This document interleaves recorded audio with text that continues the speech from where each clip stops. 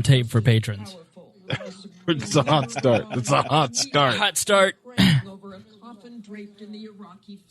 Want to ease into this thing. Largest funeral in Iran. I'm listening to Ben Shapiro, so you don't have to. Khomeini in 1989. Well, I'm listening that's to the news because stuff happened. Again, that's the uncut stuff, man. They got into the supply because that. Look at the weeping and the gnashing of teeth and people saying that they will have revenge on Mr. Trump. That lady who said, by the way, that we will have revenge on Mr. Trump, who is she? She has no rights inside Iran. Ben Shapiro's entire... You know they fucked up because Ben Shapiro's entire show today was bashing the media. Did you hear what's been announced, though? No. Attack? 10 surface-to-air missiles into a U.S. air base in Iraq. I've seen 20 soldiers killed. You know, the thing is, deaths have really dropped off. I don't know that there's more than a couple, and it's usually a helicopter crashed in a training exercise. So he's really fucked up here. Yep. Okay, let me. Now, right. Everything I've seen is coming from Iran state media. So Right. Yeah. How accurate it is, but It's close enough. All right. Sorry, I'm late. Harry, are you going to show your face, or are you going to? What is this waifu shit? Are you dissing my wife? Are you dissing my avatar? Just leave it up, but if you would change back to a real person at some point. Why would I do that? Because this is a serious program. this is serious content tonight. This isn't messing around. Sorry. Sorry. Yeah, exactly. This is going. Here's the thing. Here's my reasoning. Start with it because it's funny, but this is a 15,000 download episode when we normally have 10. So. Yeah, but how many are going to watch video? Well, a couple hundred, but they tune in and they see a wife. How many's going to sit and watch this? All right, I'm vegetarian now and I'm triggered. Let me find my charger. I'll be right back. I'm a mess. I have been working since 6 a.m. I didn't get a break. I'm a mess. I'm feeling that. I've been working since 7. Had to get up early and go to work this morning. I got up at 4 a.m. All right, now I get mine installed. Hold on a second. Where's Face Rig?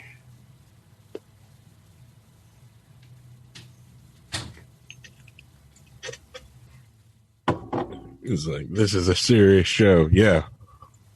So where's this? I bought Face Rig. Now where is it at? It's not in my game thing.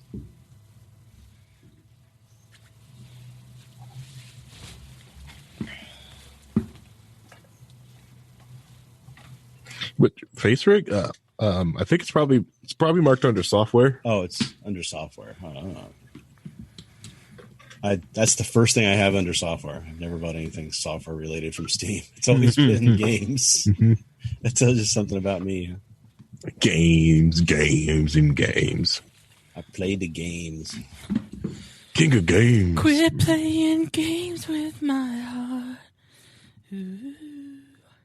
I got invited to Patreon's headquarters in San Francisco. Nice. So I may go on Thursday. They saw that I was going to San Francisco for the thing and invited me along. All right, you guys ready? Mm-hmm. As we'll ever be, I guess. Oh, I should probably set the other stuff up. I got to turn on the live stream for Hody. I hope that one day I meet a woman who loves me as much as Hody does. No, never. Just join his harem. Rhinehold, you're real low. I'll bump it up if you want. Okay. Or Harry's really loud. I'm not sure which. My gain's on 0, so I don't know what to do. How about now? Is it better? That's better, yeah. It could even 5% more would be good. Even more. Let's try that then. That's good. Excellent. Iran. Quit playing games with my heart. All right, but which waifu? Okay.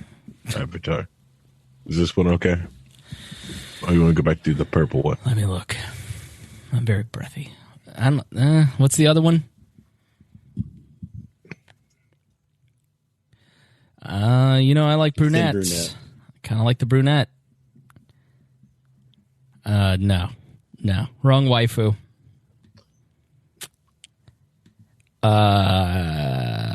Okay. My girlfriend's phone must have died because she's been in Hawaii for an hour now, and I've not heard from her, which is unlike her. It's been a very long day. I've not talked to her all day long, which is probably the first day we've gone without talking in almost a year. So, is she realizing that it's nice and calm and quiet? Trust me, I have the more calm life. My life is much more calm. All right. There we go. Foxy. For the furries out there. This meeting is being recorded.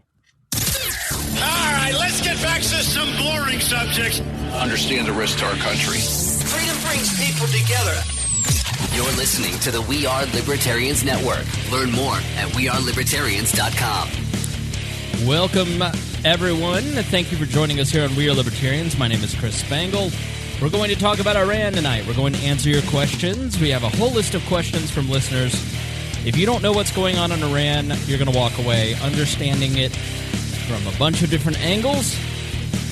And we will start that right after this message. Warning. This show is for adults, produced by semi-adults. So the language is sometimes strong and offensive. I don't know what I said.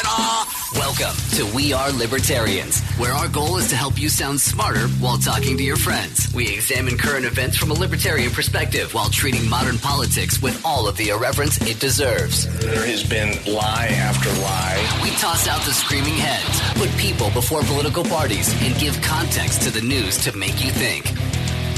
Now, here's our host, a 15-year veteran of politics and media, Chris Spangle. Welcome, everybody. It is great to be here this evening. My name is Chris Spangle, as the man said. And joining me is our good friend Rhinehold. We'll start with Rhinehold because he looks normal. Still in his sexy lighting, which you can see on YouTube. We do record this, and you can watch it on YouTube, put it up on your TV, and stream it live. Rhinehold looks normal in his nice lighting. How are you, Rhinehold? I'm doing well. It's been a fun day, a long day, but doing good, feeling better. You're telling me. Looking good, Rhinehold. Feeling good, Spangle. Feeling good. And then there's Harry Price. Harry, how are you? Going good. What? Playing with the new stuff from the Steam sale. Okay. Is this a waifu? Yeah. You could call it a waifu. Isn't it cool? I like the breast size that you have now. It's much better than before. I try to bring the eye candy. For the thousands of auditory listeners, Harry, we're recording over Zoom. Listen, here's the reality of the show. It is better when we're in person. We can see each other, but it's when it's dark out in the wintertime especially, it's just hard to drive, for Rhinehold 45 minutes, Harry 30 minutes, and traffic at 6 o'clock, and you're tired from a full workday, and it's just sometimes it's nice to just Zoom. So we're doing that a little bit more, and so you get more close-up faces. But that has allowed Harry to apparently put up some sort of character, long blue hair, thin Asian-looking face, elven ears, and triple G breasts. Yeah, I don't see Harry at all. I just see some lady talking. Isn't it cool? All right, but here's the thing. This is a serious show. This is a professional show. Mm-hmm. We're going to be explaining Iran to a lot of people who are very curious about it, so we can't have tomfoolery. So I'm going to need you to change that back, please. Okay. All right, thank you.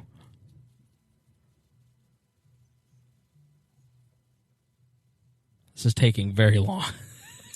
I was going to do a We're waiting pregnant for the sad face. Well, I was going to do a pregnant pause, and then when I saw Harry's face, scream in horror and say change it back because that's comedy. But it's taking way too long, so that's why there was a pause. There's people driving going, did my thing just shut off? Looks like it messed up trying to switch back. I am, if you are in the Bay Area, I will be in San Francisco on Thursday. I leave tomorrow evening and fly to San Francisco for the first time in my life, and I will avoid poop jokes here. I know that because I'm inviting you to something. I will be doing a Pat Down podcast live at Cobb Comedy Club Thursday night, the 9th of January, 2020. So go to Sketchfest, San Francisco SF Sketchfest to get tickets. So if you're in the Bay Area, come out and meet me, say hi. I got invited to go tour Patreon's headquarters. They saw that I was coming out there and sent me a note and invited me to go to Patreon's headquarters. So that's exciting. I might stop by and say hi and ask them why they ban libertarians and get in their face about it. Just, regret that they invited me. Mm-hmm. So I'm excited for the flight. It's going to be a lot of fun. Looking at raising a little money. So I have an opportunity. There's this guy named Brendan Goodcuff.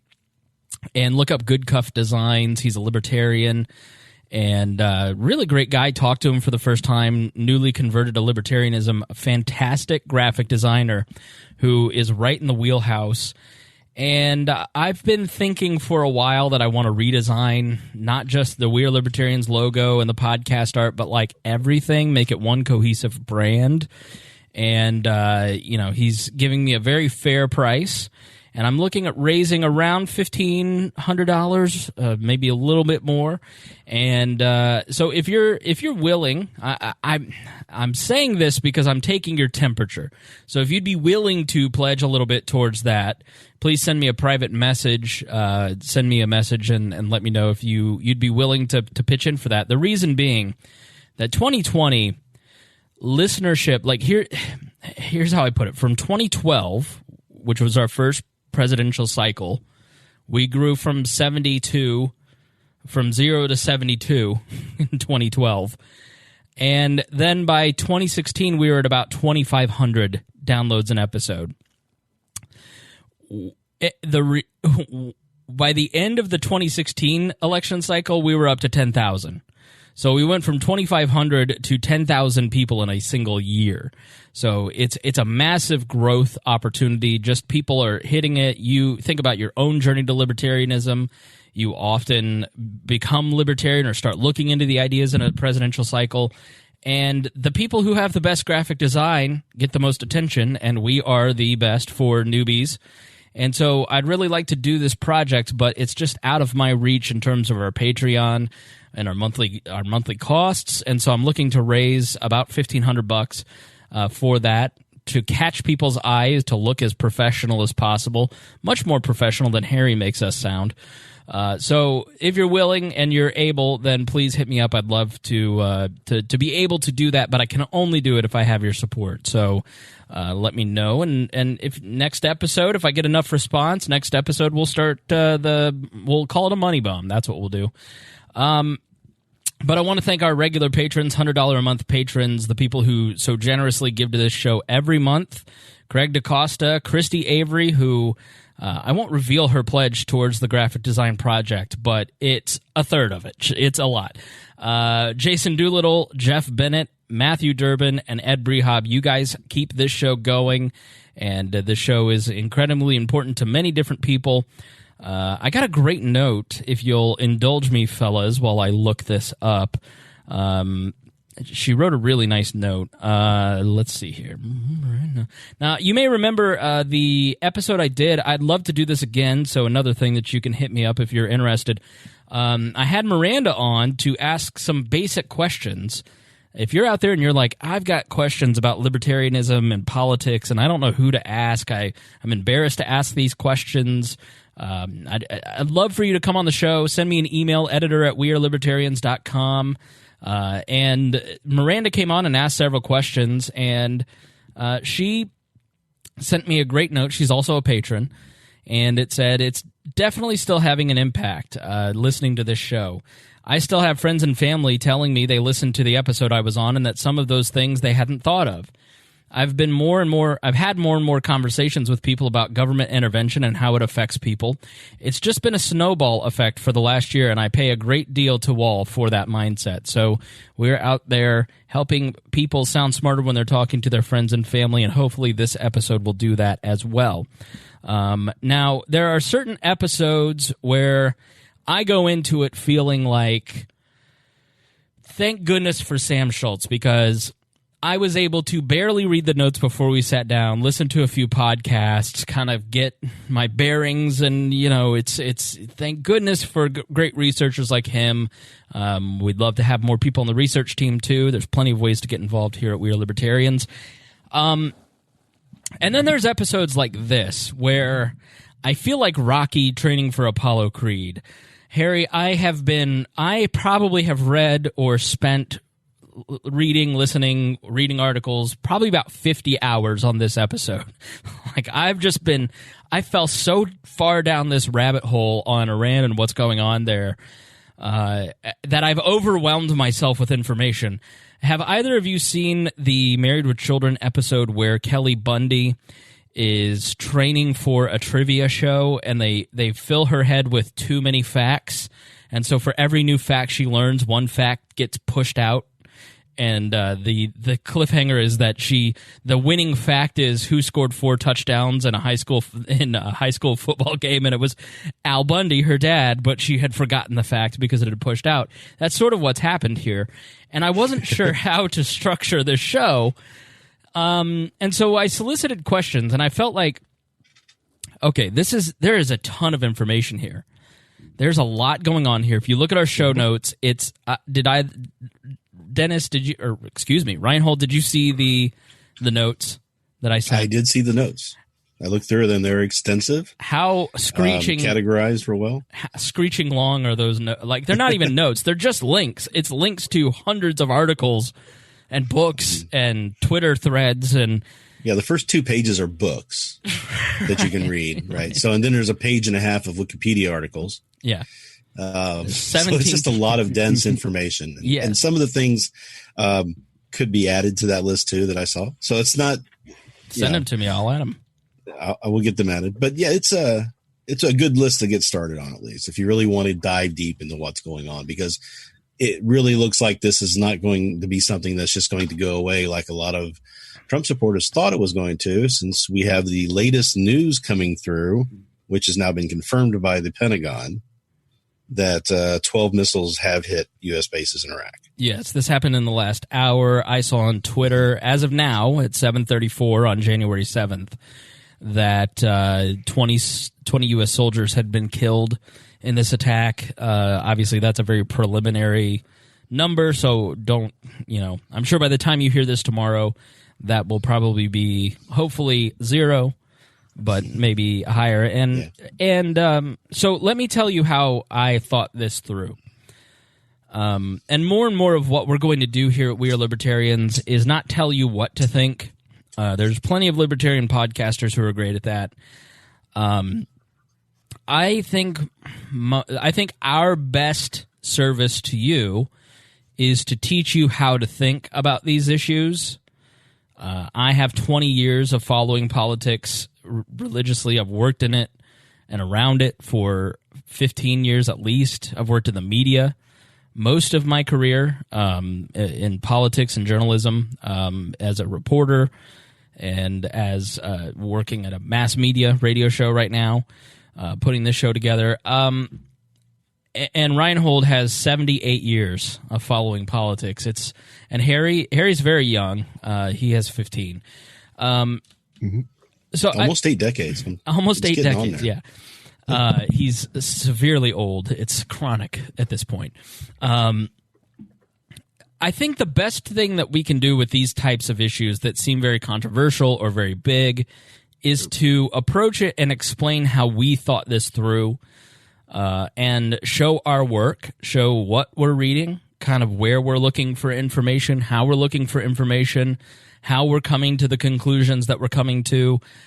Because I realized doing this particular episode that the show, and Harry backed me up on this, doing this show is way different than it was in 2013.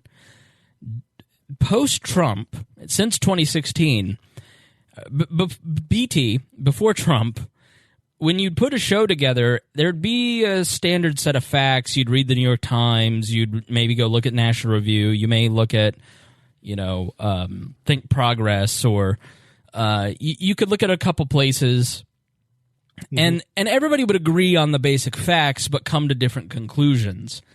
And what I've noticed and really saw very clearly with this particular incident is that we no longer even agree on the basic facts. Doing this show is completely different now than when we started doing that. Have you picked up on that, Harry, or do you feel that way? Am I crazy? Yeah. No, you're not crazy, because you can pick up two different news articles from two different news sources, and they'll have different facts and say about the exact same thing in the same article, but claim different things. Even within the libertarian world. Yes. And so, Scott Horton, who I have a tremendous amount of respect for, and like you listen to him on Foreign Policy Focus's podcast where he is interviewed about this, and the guy just basically goes on a 50-minute rant with just Islamic names that you may never have heard before, and he just understands it so deeply. And he is very sophisticated, I guess, in terms of the depth of his knowledge and what he understands and how he approaches it and how he thinks it through.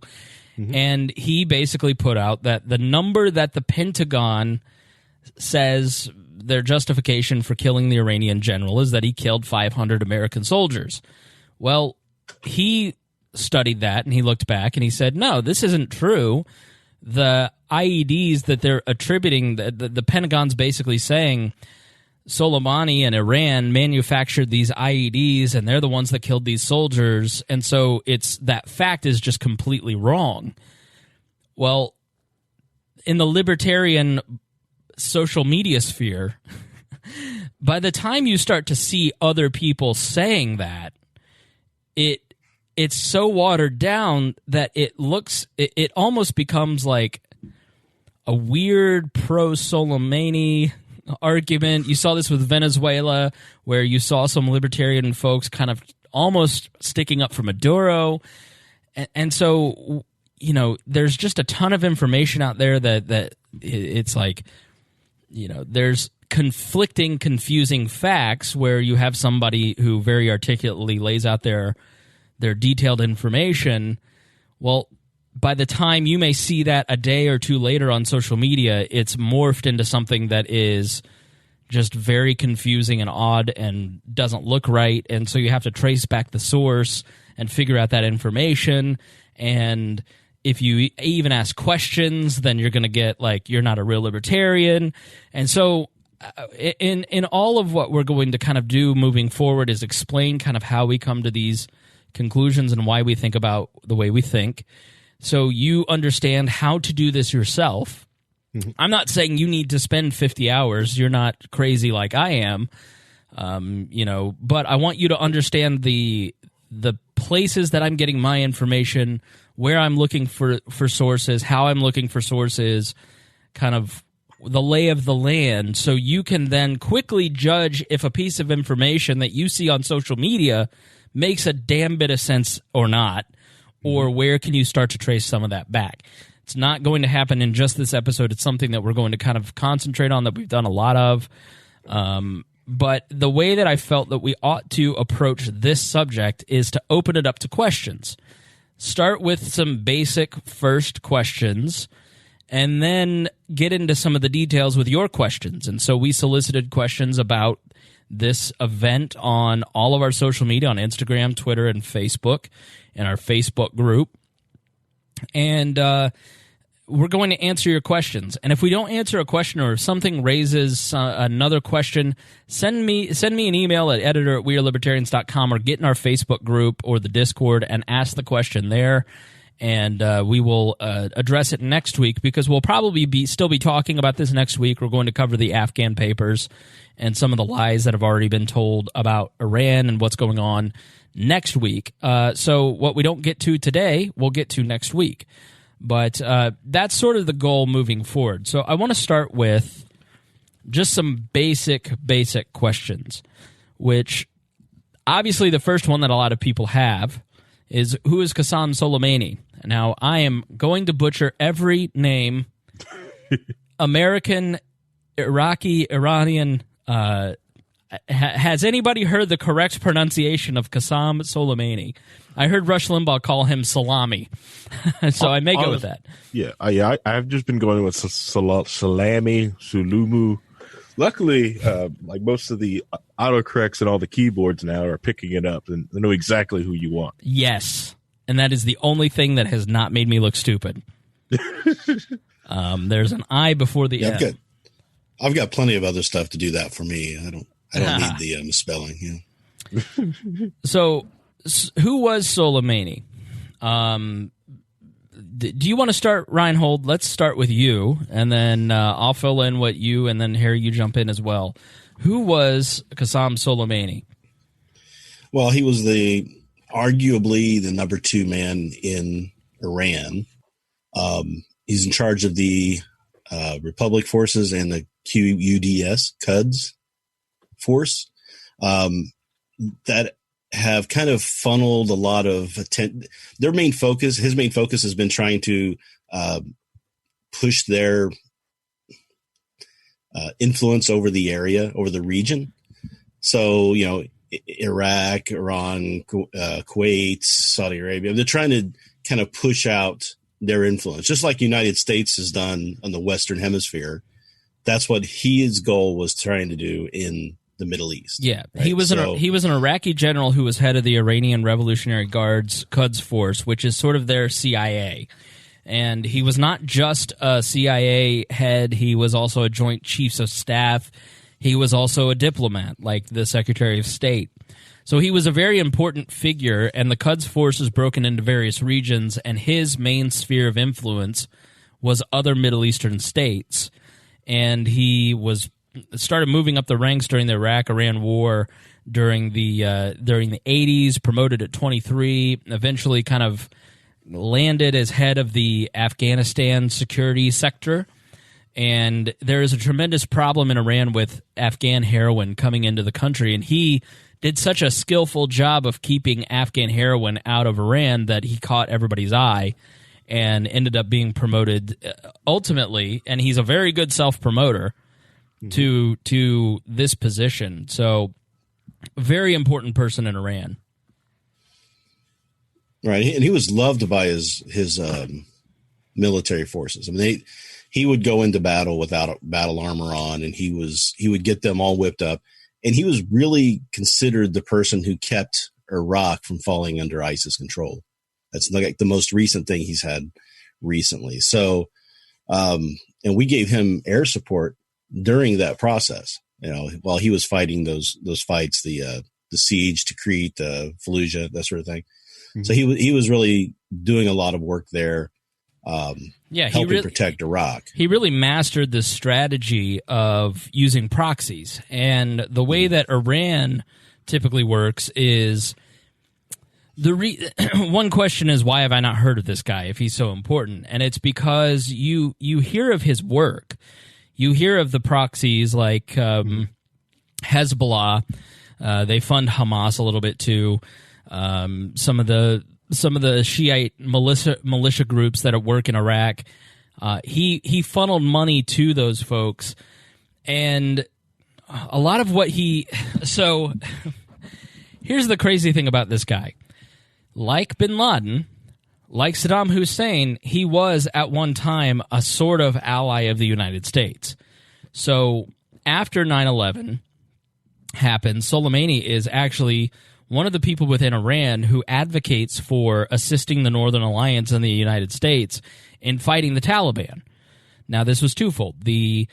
Keeping the heroin out of the country, but also keeping Pakistani and Sunni terrorists and Talibanis from coming into Iran, making sure that those refugees don't get in. So he actually worked with the United States to prop up the Northern Alliance. If you remember the guys on the horseback fighting the tanks, he was that guy. And so he eventually, the United States just did not want to work with them at all. When America then invades Iraq, Soleimani goes to everyone, the Ayatollah and everyone in the IRG, and says, we've got a huge opportunity to turn Iraq into a client state, just like we've done with Lebanon and Hezbollah. And he then starts funding, not only giving cash and weapons to Shiite militia groups, but also schools, building schools, funding roads, jobs programs, and started winning a lot of hearts and minds in a lot of various places. So just like you mentioned, in some of these towns like Fallujah, he was instrumental in kind of winning over some of those areas. Now, was he the person that we were fighting when you saw the worst fighting in Fallujah? No, not directly. Those were a lot of Iraqi nationalists. And so Soleimani was a destabilizing force, but he was not the main person in Iran through the IRG that we were fighting. It was Iraqi nationalists and the Ba'ath Party and people loyal to Saddam.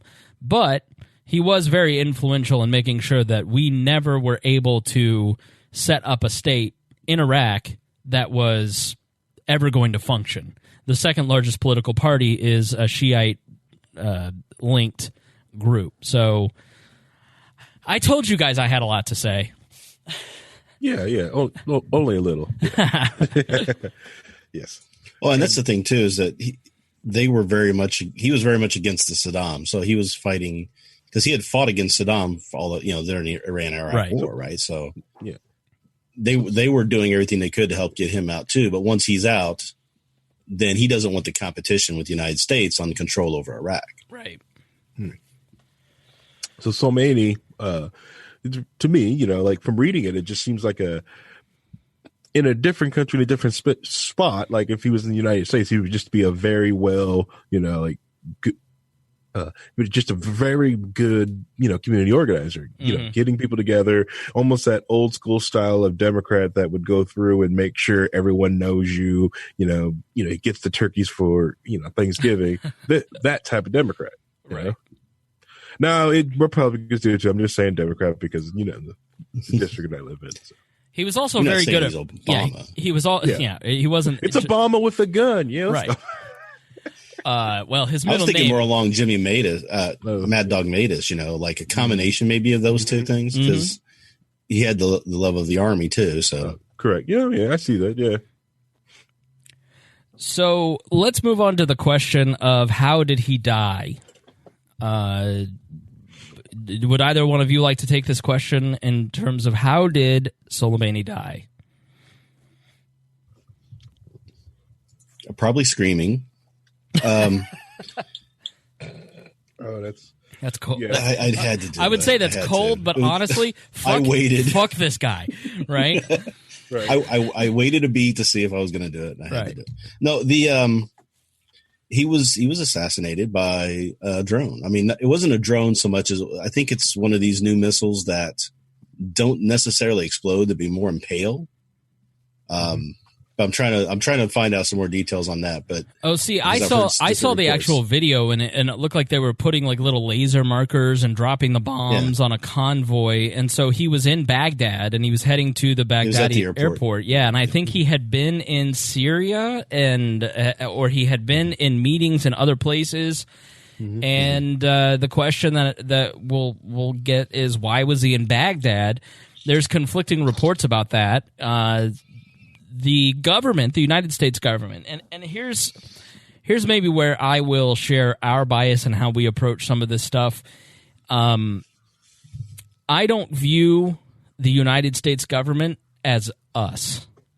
It certainly does things in my name, and it certainly uses my money to do what it does, but it does not have my moral support in the things that it does, as evidenced by this.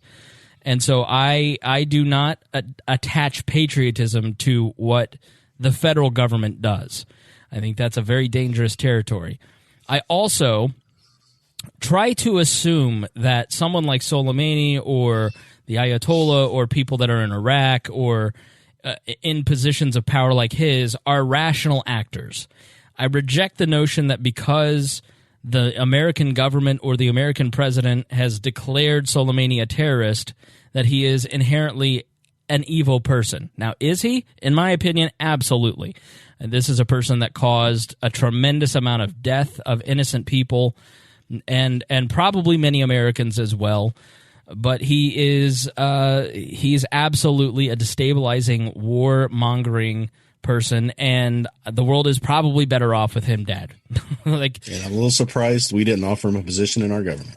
Right, and we also view the actions of our government as troubling as well, and so we don't just automatically buy the line that maybe we grew up thinking our government is always right and their government is always wrong, because that leads us into dangerous paths of thinking, where you end up in Iraq, and then 20 years later, and a million people dead, and thousands of Americans dead, including people that you know from your hometown, like I know from my hometown, like Corey DePew, who died in Afghanistan, actually, who I went to school with. You know, that line of thinking that I had in 2003 of my government is right and their government is wrong and Saddam needs to pay led me to support something that was completely tragic and inappropriate. So what we try to do when we're looking at something like this is not who is this person and why is this person making the decisions they're making, and let's put ourselves in that person's shoes. And so this person is a true believer in the Iranian Revolution. He is somebody that views America's imperialism as a tremendous threat towards not just his way of life, but his country, and sees the bombs that are made by Northrop Grumman and Boeing and American companies falling on the people that he supports as a danger, and he wants to protect his country. We feel the same way. We feel the same way about our soldiers being killed by their... And so it takes a different mindset to walk away from that, to say that an escalation of violence is not necessarily going to lead to peace. And so Soleimani was working to, in his mind, secure his country. Now, is that a legitimate thing to you, listener, or to you, Harry, or to you, Rhinehold? In my mind, no, because this person, if I wouldn't support my government creating war and killing people with bombs, I'm certainly as hell not going to support some other country doing it too. Well, I don't support him doing, using war methods to do this, because it's just like, if you try to compare it to something that we may be more familiar with, think about the United States with the Sandinistas and Cuba and Contra and the Vietnam and Korea, and just trying to influence other areas of the country for our safety. He was kind of going down that same path, trying to influence absolutely doing the same his thing. neighbors. Yeah. Right. So, I mean, just imagine if some foreign country, let's say Russia, had invaded and took over Mexico. I mean, you don't think that our government is going to go and try and destabilize that? They're going to. It's not our country. It's the neighboring country, but it's the same principle. Right. So that's kind of how he sees it. So he thinks any means necessary to achieve that, as long as there's no political blowback. So he's got to be smart about it. He doesn't want political blowback. And the fact that he was in that position that he was in for so long, for so many years, kind of speaks to his success in maneuvering around the politics of all of that. Right. He's an Iranian interventionist. And so for some non-interventionists who are in weird roundabout ways, kind of supporting this guy with their arguments, don't. He was an absolute evil person, and it's perfectly okay to say this person was an evil person. I'm glad he's dead, but I don't support that we're the ones that killed him. And I think that we've kind of lost that, and we should proudly say there's evil people in the world. It's not our responsibility to be in charge of killing them. Correct. Yeah, because they're still human. There's still a loss of life. Right. You know. Yeah, and if we just go around and just start killing people because we dub them as bad, even though we know they did bad things, that's not how our laws work. Yeah, you know, we bring people. And the other thing too is that we're not completely free of guilt from all this either. It's not like we weren't in there messing around in his country for 70 years. Oh, yes. There goes Rhinehold, you know, judging up history. We'll get to that in a later question. Right. I normally think that Thomas Friedman is the most idiotic of the New York Times opinion columnists, but he wrote an opinion piece called Trump Kills Iran's Most Overrated Warrior, and he took a different perspective that I thought was really interesting. And so he said, one day they may name a street after President Trump in Tehran. Why? Because Trump just ordered the assassination of possibly the dumbest man in Iran and the most overrated strategist in the Middle East, Major General Qassam Soleimani. Think of the miscalculations this guy made. In 2015, the United States and the major European powers agreed to lift virtually all their sanctions on Iran, many dating back to 1979, in return for Iran halting its nuclear weapons program for a mere 15 years, but still maintaining the right to have a peaceful nuclear program. It was a great deal for Iran. Its economy grew by over 12% the next year. And what did Soleimani do with that windfall? He and Iran's supreme leader launched an aggressive regional imperial project that made Iran and its proxies the de facto controlling power in Beirut, Damascus, Baghdad, and Sana'a. This freaked out U.S. allies in the Sunni Arab world and Israel, and they pressed the Trump administration to respond. Trump himself was eager to tear up any treaty forged by Obama, so that he exited the nuclear deal and imposed oil sanctions on Iran that have now shrunk the Iranian economy by almost 10% and sent unemployment over 16%. All that for the pleasure of saying that Tehran can call the shots in Beirut, Damascus, Baghdad, and Sana'a? What exactly was second prize? And he goes on to talk about many of the other failures of Soleimani and how Israeli intelligence had fully penetrated his forces and how he was actually a very ineffective person. And so much of the media talking about what a military genius this person was and how he was this evil, dangerous person, a lot of that is just warmongering, trying to justify after the fact that we killed this guy. And that there is a lot of that.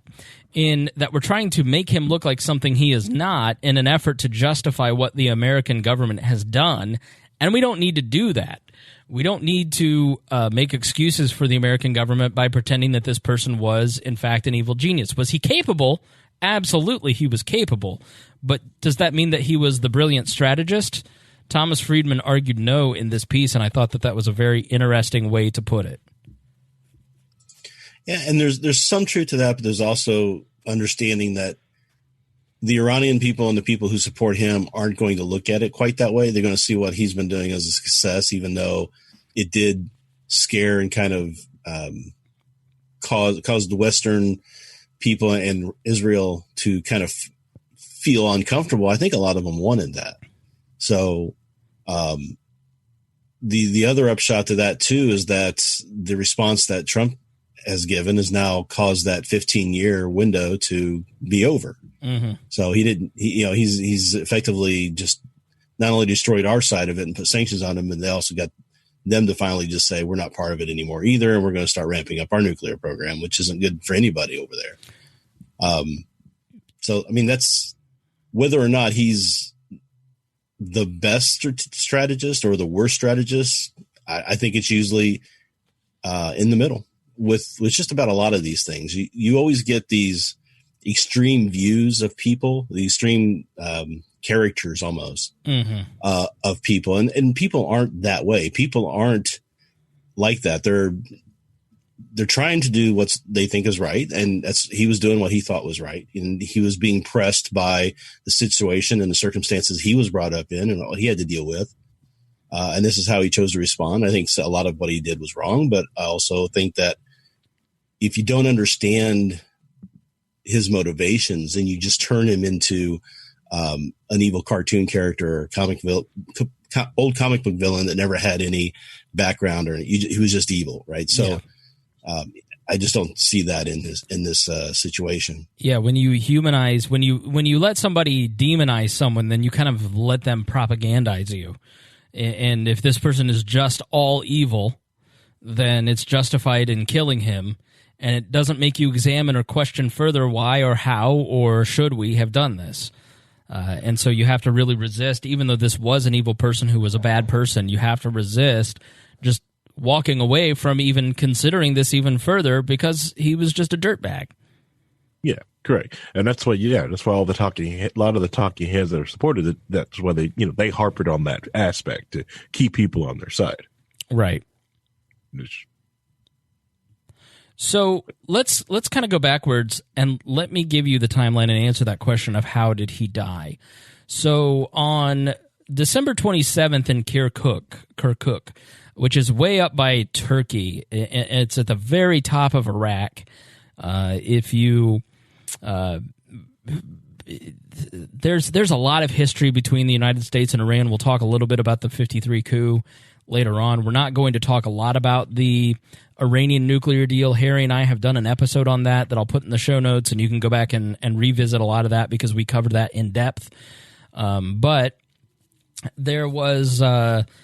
let me give you just kind of a backstory before we get to the last week.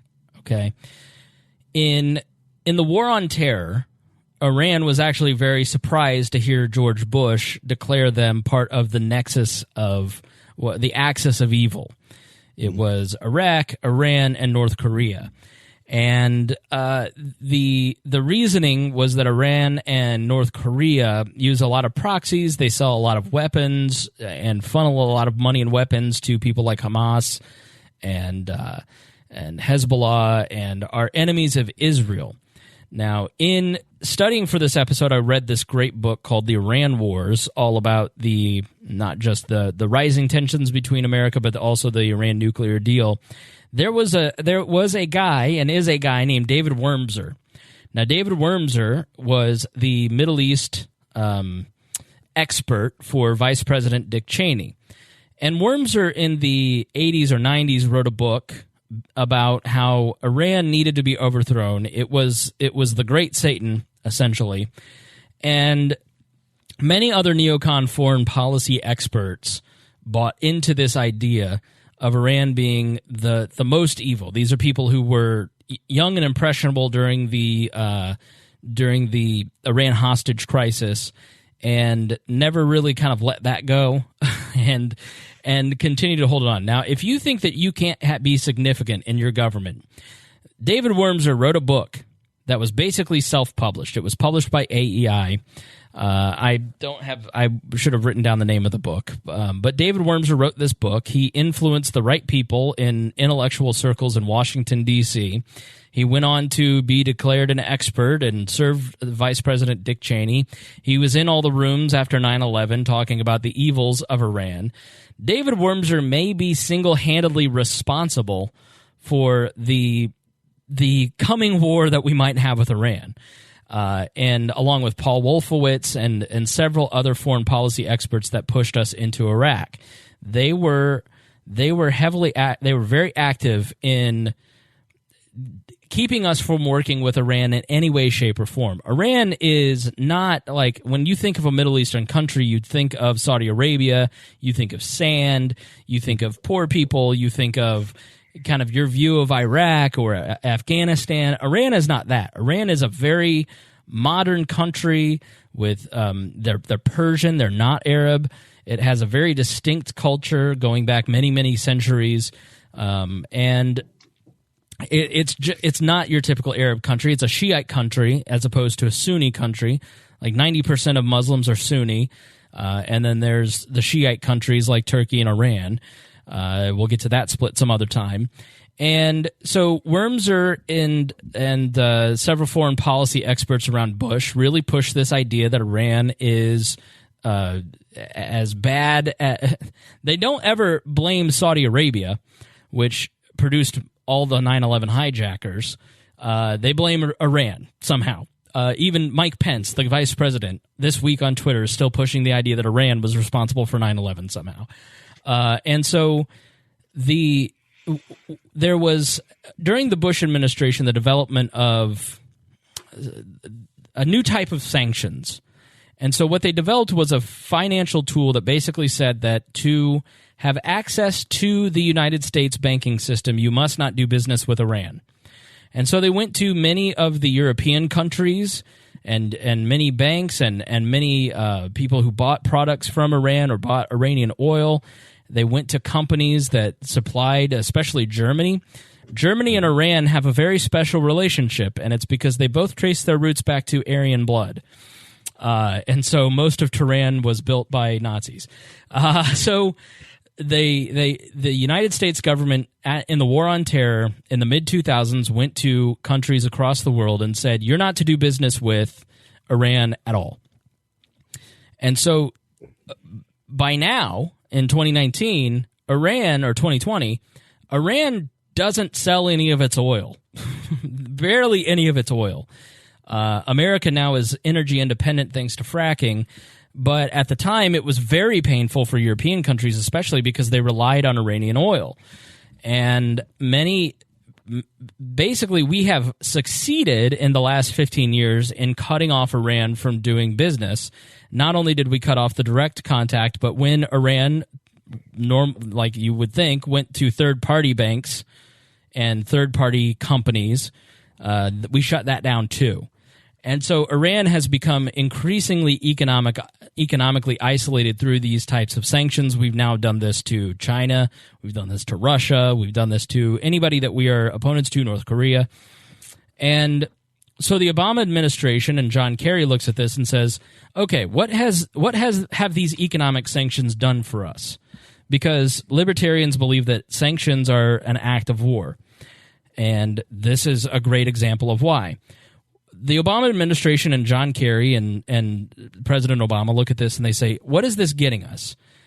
What that got us was Iran moving its financial dependence into arms sales and into less savory. It's just like prohibition, right? If you cut off legal sources of revenue, you're now pushing people into the black market. And that's what we did to Iran. And so he said, let's open up diplomatic channels for the first time in 40 years. Let's pay them back for the sanctions, which is what that $1 billion in cash on pallets that we sent to them was for. It was reparations for the sanctions that we placed on them. And easing those sanctions, which popped their economy, which is what many conservatives now say. They use that income to fund more terrorism. Which there may be truth to that. I don't know.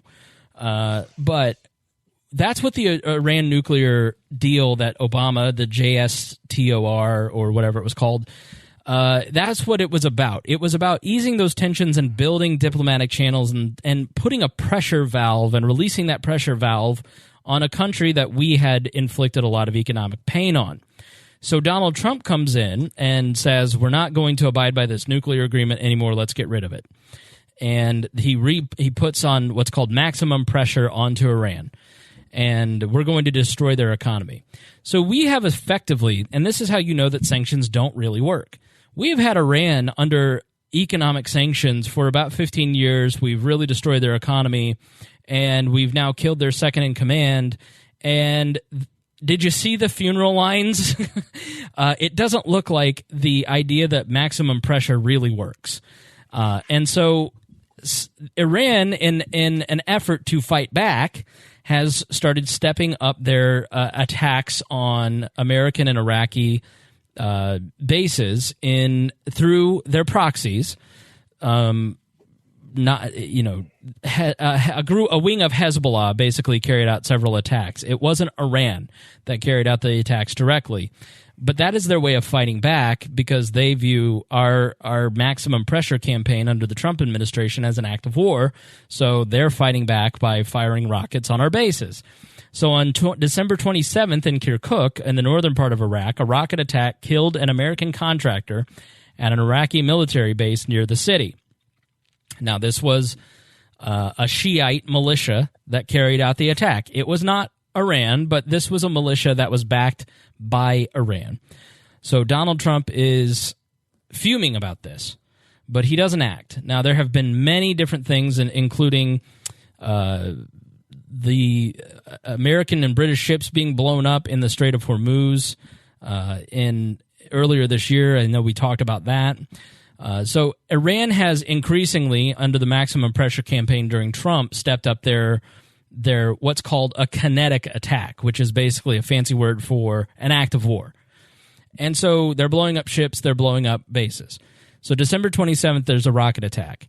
December 29th, that American contractors killed on the 27th. On the 29th, American airstrikes targeted bases of an Iranian-backed militia, 2 locations in Syria. So 2 days later, in response to them attacking us, we attack them in 2 places in Iraq on the Syrian border. On December 31st, an American embassy was attacked by protesters and was basically overrun by this Iranian-backed militia. Then on January 3rd, in Baghdad, Soleimani is killed as he left the airport. So an American drone hit 2 cars carrying Mr. Soleimani and several officials with Iranian-backed militias as they were leaving the Baghdad airport. So that is how he died. That is a very long explanation of the rising tension. But you need to understand why that rising tension is taking place so that we can then best effectively answer this question: is America safer because he is dead? So, having heard all that, knowing what you know now, understanding the backstory, I want to ask the two of you. Rhinehold's unmuted, so I'll start with him. Do you think America is safer because Soleimani is dead? I think the United States is not safer. I don't think we're any. I don't know. I don't know if it's easy to say we're in more danger, but I think that this definitely didn't ease tensions, and it didn't really stop anything that was going on. I mean, there were a couple things I wanted to kind of go over in what you said that I had heard different stories on. The first one is the money that we gave them, that Obama gave them, wasn't reparations. It was actually money that was theirs that we had stolen. We had sold Iran some weapons right before the Shah fell, and we didn't give them the weapons. We didn't give them the money back. And we've held on to that in a reserve state ever since. And that was the money we gave him was supposedly that money that we owed. But the other thing is they didn't really overrun the embassy. They kind of walked past the Iraqi guards who let them by. They got to the front guard shack and they overran a couple of the outside buildings, but they never breached the actual embassy compound. Did they raise a flag on the American embassy? No, they didn't raise a flag. They did grab a couple. I think they grabbed a seal from one of the guard stations, and they set a couple trailers on fire that were outside that were housing the guards, but they never made it into the entranceway into the actual embassy compound. Right. So, and remember when Iran has attacked embassies before, they've done it with guns. These were Iraqis who were upset about the bombings, and they were being led by some of the militia leaders on the ground in Iraq, right? So they did have backing from the Hezbollah, the Quds.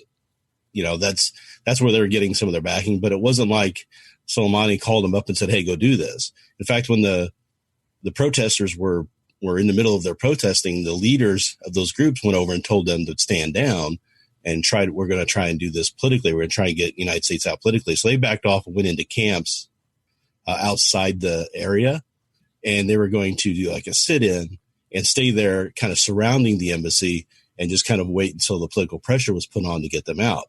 One of the people who was responsible for getting them to stand down was in the caravan that Soleimani was killed in, and he was killed as well. Wah, wah. So it's like they're not going to be. I mean, it's not just Soleimani who died. It was this other person whose name I can look up real quick, but Mohammed al-Mohandes, I think. Mohandes. But Mohandes was head of the Iranian militia forces that fight ISIS. Right, and those were the people who were attacked in that bombing. Right, so it was their group. So that's why they were protesting. They were upset about their guys getting shot by the United States. Yeah.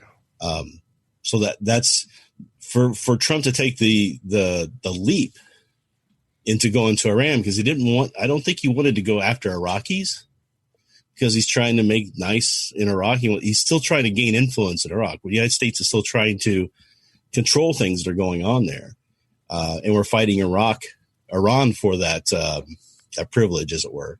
But the Iranians have a lot of power in the parliament now these days. Right. So they've got a lot more political pull locally on the ground than the United States does, because we bungled things so much for so many years. Yeah.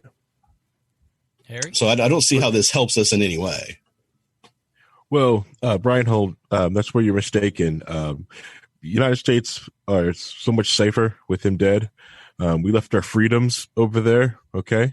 And we're just there getting our freedoms back. When did Larry get on this channel? Listen here, Harry. Get my freedoms. That's my freedoms.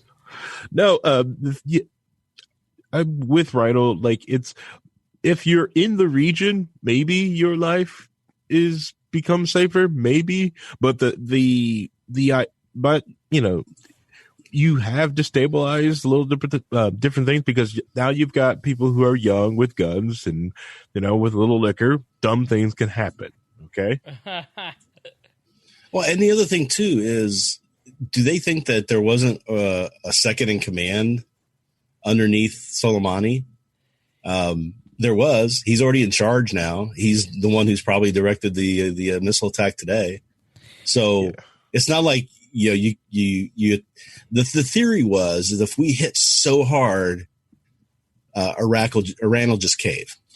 They'll just sit back and go, "Oh, we're so sorry. We didn't mean to do this. We'll back down." And it's funny, because that's the outward appearance of what they're trying to, what the policy is supposed to be.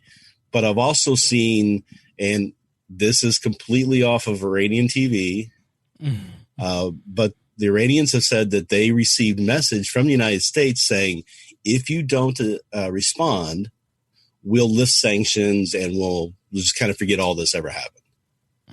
And of course, they were saying, we're not going to believe the lies of the evil Satan, because they always lie to us. We're not the Kurds. So so they decided that they're going to turn that down. Now, I don't know how accurate that is in any way, shape, or form, because it does come from Iranian TV. Take it with a huge grain of salt. But I mean, that's interesting thought process, that maybe they're not as confident in that that they were in. Just like they were confident that Turkey wouldn't do anything when we backed out of Syria, backed out of that area of Syria where the Kurds were at, that the Turkey was going to stay there. All of a sudden, Turkey says, "No, we're going in," and then it just seems like another miscalculation. Yeah, Ismail Ghani was appointed head of the Quds Force that day. And he was the right hand man basically for decades. So it's not like he, doesn't know intimately what was going on with all this, all the different networks and everything. Right. Political assassinations have been banned in America by an executive order since 1976, and largely because they don't work.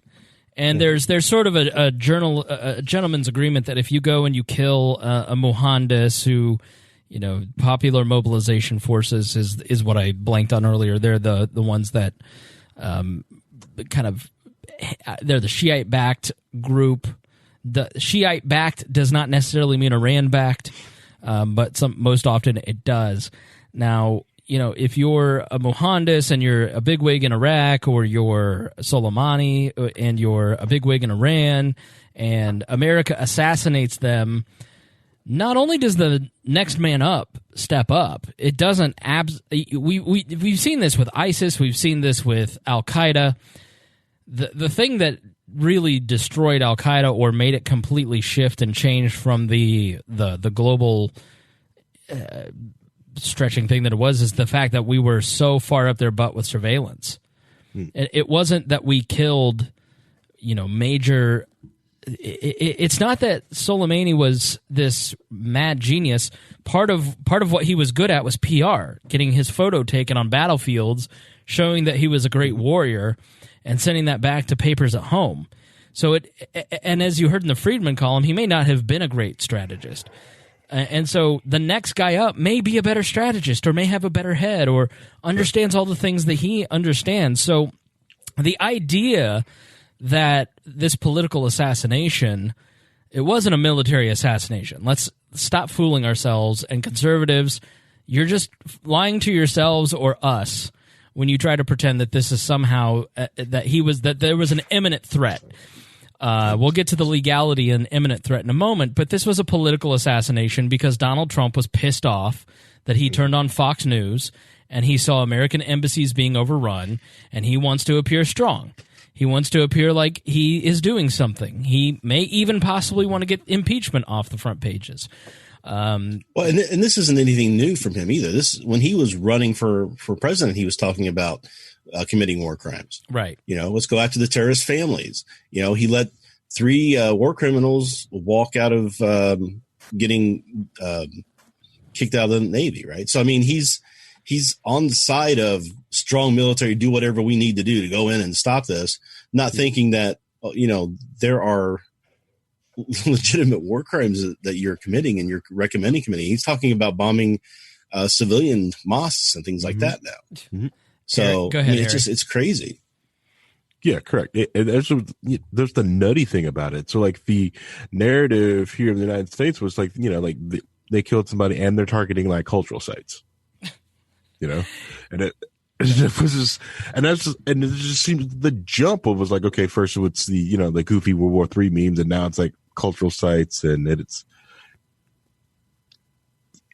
is amazing, right? For the awful stuff and impeachable stuff that Trump does, they don't do anything. Threatening to blow up 52 sites is barbaric. Like, not understand, like, right. So I listened to Ben Shapiro today, so you didn't have to. And Ben Shapiro said that the Secretary of Defense, Mark Esper, was, quote, tamping down silly rumors that we were going to target cultural sites.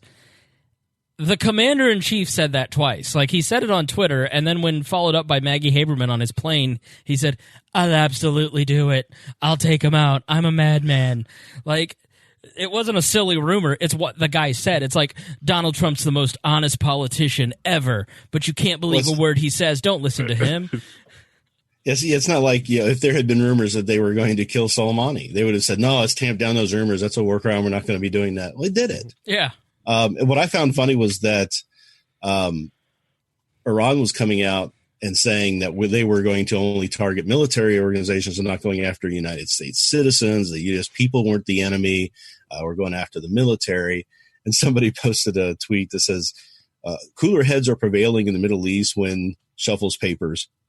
Hezbollah is the one who's trying to keep peace, and it's like, I had the same reaction happened? Because the bin Salman, the Saudi prince who's in charge of Saudi Arabia right now, MBS, the guy that on this very show we were going, this guy's a butcher. He killed this journalist Khashoggi, and what a brutal, awful thing this is. He's the one like going, hey, Mr. President, could you stop that? That seems really out of line.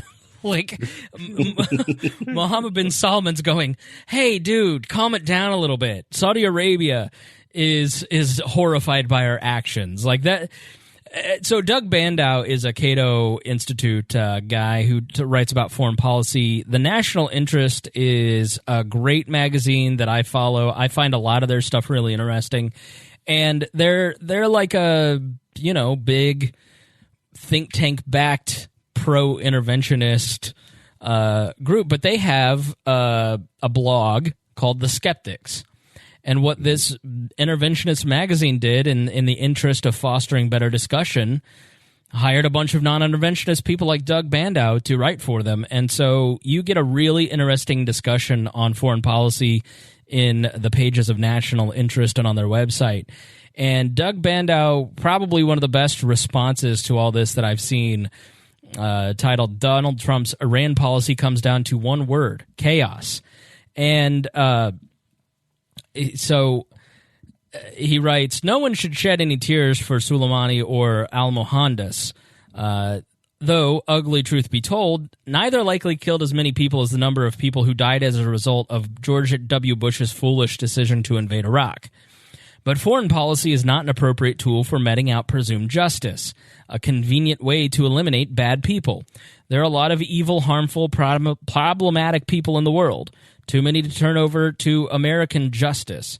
Moreover, foreign policy must be concerned with consequences. What will the impact be on Americans and other peoples? Unfortunately, the administration apparently thought there would be none, at least nothing negative. Instead, Secretary of State Mike Pompeo played Pollyanna. The world is a much safer place today, he said on Friday after the strike, and I can assure you that Americans in the region are much safer today after the demise of Qassam Soleimani. Why then did the administration rush another 3,000 troops to Kuwait as a precautionary measure in addition to the 14,000 sent since May? Moreover, why did the State Department send out travel alerts urging Americans to rush home? Quote, due to heightened tensions in Iraq and the region, we urge U.S. citizens to depart Iraq immediately. Due to Iranian-backed militia attacks at the U.S. Embassy compound, all consular operations are suspended. U.S. citizens should not approach the embassy. Travelers needing help were told to go to the U.S. consulate in Erbil, the capital of autonomous Kurdistan. So much for everyone being safer. Washington transgressed the usual norms and red lines which govern the occasional violence between adversaries. Countries typically don't target other nations' leaders. One reason is self-preservation. You don't want your adversaries to retaliate against you. More open Western societies probably are more vulnerable than authoritarian ones.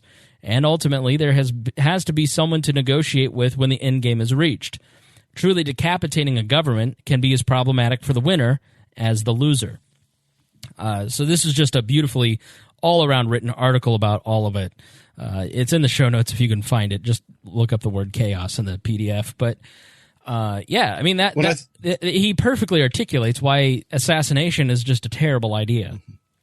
And I think there might be misunderstanding in what that means when they say that his policy is chaos. It's not that the policy is chaos, that they're not sure of what their policy is. That's the chaos. The chaos is that's what they want to sow. They want to sow chaos in the world for thinking that people are going to be so scared of what Trump may do that they're going to sit upright and they're going to do whatever they're told. Right. The narcissistic personality thinks that if people fear him, then they'll do what he wants them to do. But Donald Trump doesn't understand that just because he's head of he is embodying, and we're told so often that Donald Trump is the anti-elite. He's the true champion of the people. But in this, he is showing every bit of entitled arrogance that the elite in this country show all the time. That I can do whatever I want, I can act in whatever way I want, and there are no consequences because I'm just richer and smarter and tougher than you. And that's just not how this is gonna play out. Right. Yeah. Anybody who's got go ahead, Harry. Kids. Yeah. Yeah. Well, yeah, especially in a foreign policy game, because if the idea of him walking to remain strong or do different things, the worst thing that can happen to him is he loses an election. The people that he's going against, they saw and watched what happened to Saddam when they got toppled. Trust me, when you poke any of these tin pot dictators or just someone having a country that, the United States want to overthrow, the last thing they want is, one to be hiding in a bunker and there'd be the last moments to be on CNN, some funny photos. Yeah. Well, and like I said, I was going to say, anybody who has kids, if that if your kid acted anywhere near as close to what Trump does on a daily basis with the bullying and the narcissism and the being just mean to everybody, threatening to destroy smack him around, threatening to destroy cultural, and that is what horrified so many people in the West about ISIS, is that they went in and destroyed Christian shrines and even Muslim shrines and were throwing people off of buildings. Like, Donald Trump was threatening to be the barbarian is that really what America is? Is that what we have elected somebody to represent us as? Is you're at the end of the day, that's one of the most egregious things. Not only, we'll get to the legality in a moment, but one person deciding that he doesn't have to follow the legal rules of not only this country but also the world and the UN. He doesn't have, the rules don't apply to him. He can kill anybody he wants without consequences. And if you have a problem with it, then I'm just going to wipe your culture off the map. Like, that to me is a gut check moment for every single American about who this person is that we have elected president. Well, remember when I didn't we went vote for him. I'm sure Iraq, Rhinehold did. Yeah. when we went into Iraq, one of the biggest knocks on the way we went in was that we didn't protect the museum that they had there, right? And all the museum pieces were getting stolen or ripped or destroyed or whatever. I mean, that was how much Americans used to care about that sort of thing. But in this hyper politicized world now, it's just nobody cares. No, everybody's like, Trump's our guy. We're going to follow him to hell. And we don't care what he does. Whatever he does is right. Yeah. So you can't get through to those people. You can't explain to those people because they've given up on any sort of conviction of anything other than following him and doing what he wants. Trump supporters who a week ago were blasting the deep state for spying on their president, and you can't trust these people, are now telling you that you ought to trust the deep state, the very same people, when they tell you the truth about why this man was assassinated. Think about that. Like, the moral flexibility that these people have. It doesn't make any sense. Like, Ben Shapiro, well, Obama did stuff. Like, Ben Shapiro is sitting here telling me that it's just rumor mongering to repeat back what the commander-in-chief said on Twitter. Like, what? Yeah, Twitter, the official notice of the 48-hour period of the War Powers Act, right? Yeah. So that's the funniest thing is he's able to say whatever he wants to on there because he says it's his personal Twitter. He can say whatever he wants, and now he's going to say it's an official medium for him to communicate with Congress now. That's just weird. But I mean, we're seeing now that Trump has had more drone bombs than drone attacks than Obama did. He's killed more civilians than we've ever seen in Afghanistan, to the point now that we kill more civilians in Afghanistan than the Taliban do. Right. And when you try to explain that to Trump supporters, they tell you that's all lies. That doesn't happen. I'm like, these are, third-party organizations who are going in and finding this stuff out and reporting on it. This isn't being made up somewhere in the bowels of CNN. These are people who have done the work. Ben Shapiro's entire podcast today, the hour-long podcast, was him attacking the New York Times and CNN and the Messenger. And here's one thing that you can always count on. If somebody is attacking the Messenger or the media, they know that they really don't have a good argument for what the Messenger is saying. Now listen, there is a ton of issues with the media, and like half of the show is explaining that.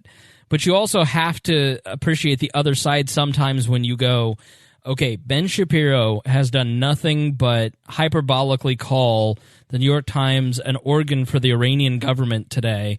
I have read half of the articles the Times has put out in the last week trying to prep for the show. It doesn't even come close to what he's saying they are. But if you just listen to Ben Shapiro as your news outlet, you think that they're basically just accepting submissions from the Iranian government because he's using sarcasm and humor as a way to mask the fact that he doesn't really have a good point why this is a decent idea. And there isn't much about this that makes sense, because when you look at Iraq, what a lot of these protests and unrest that are happening in Iraq right now, you may have seen, Iraq is kind of spinning out of control. A lot of the reason that it was spinning out of control over the last year is a debate over the sovereignty of the Iraqi government. The people who live in Iraq don't feel that they get to determine their future. But they're angry at Iran and Soleimani. They have been angry at the Iranian government for continually interfering in their government's their government. And many the reason that this Iraqi parliament motion to ask the United States to leave, it's non-binding. But the reason that it passed is that many pro-United States parliamentarians didn't show up to the vote. And so it carried with barely a quorum with pro-Iranian support. Now, what we did by killing Soleimani is essentially humiliate the Iraqi government. And so we turned the entire discussion in the country that was concerned about their own sovereignty, about the Iranians operating in their country, to now the Americans need to go too, which, fine by me. Like, if Donald Trump, I don't believe in the 8D chess theory. I don't think that this is his master plan to get the United States to leave.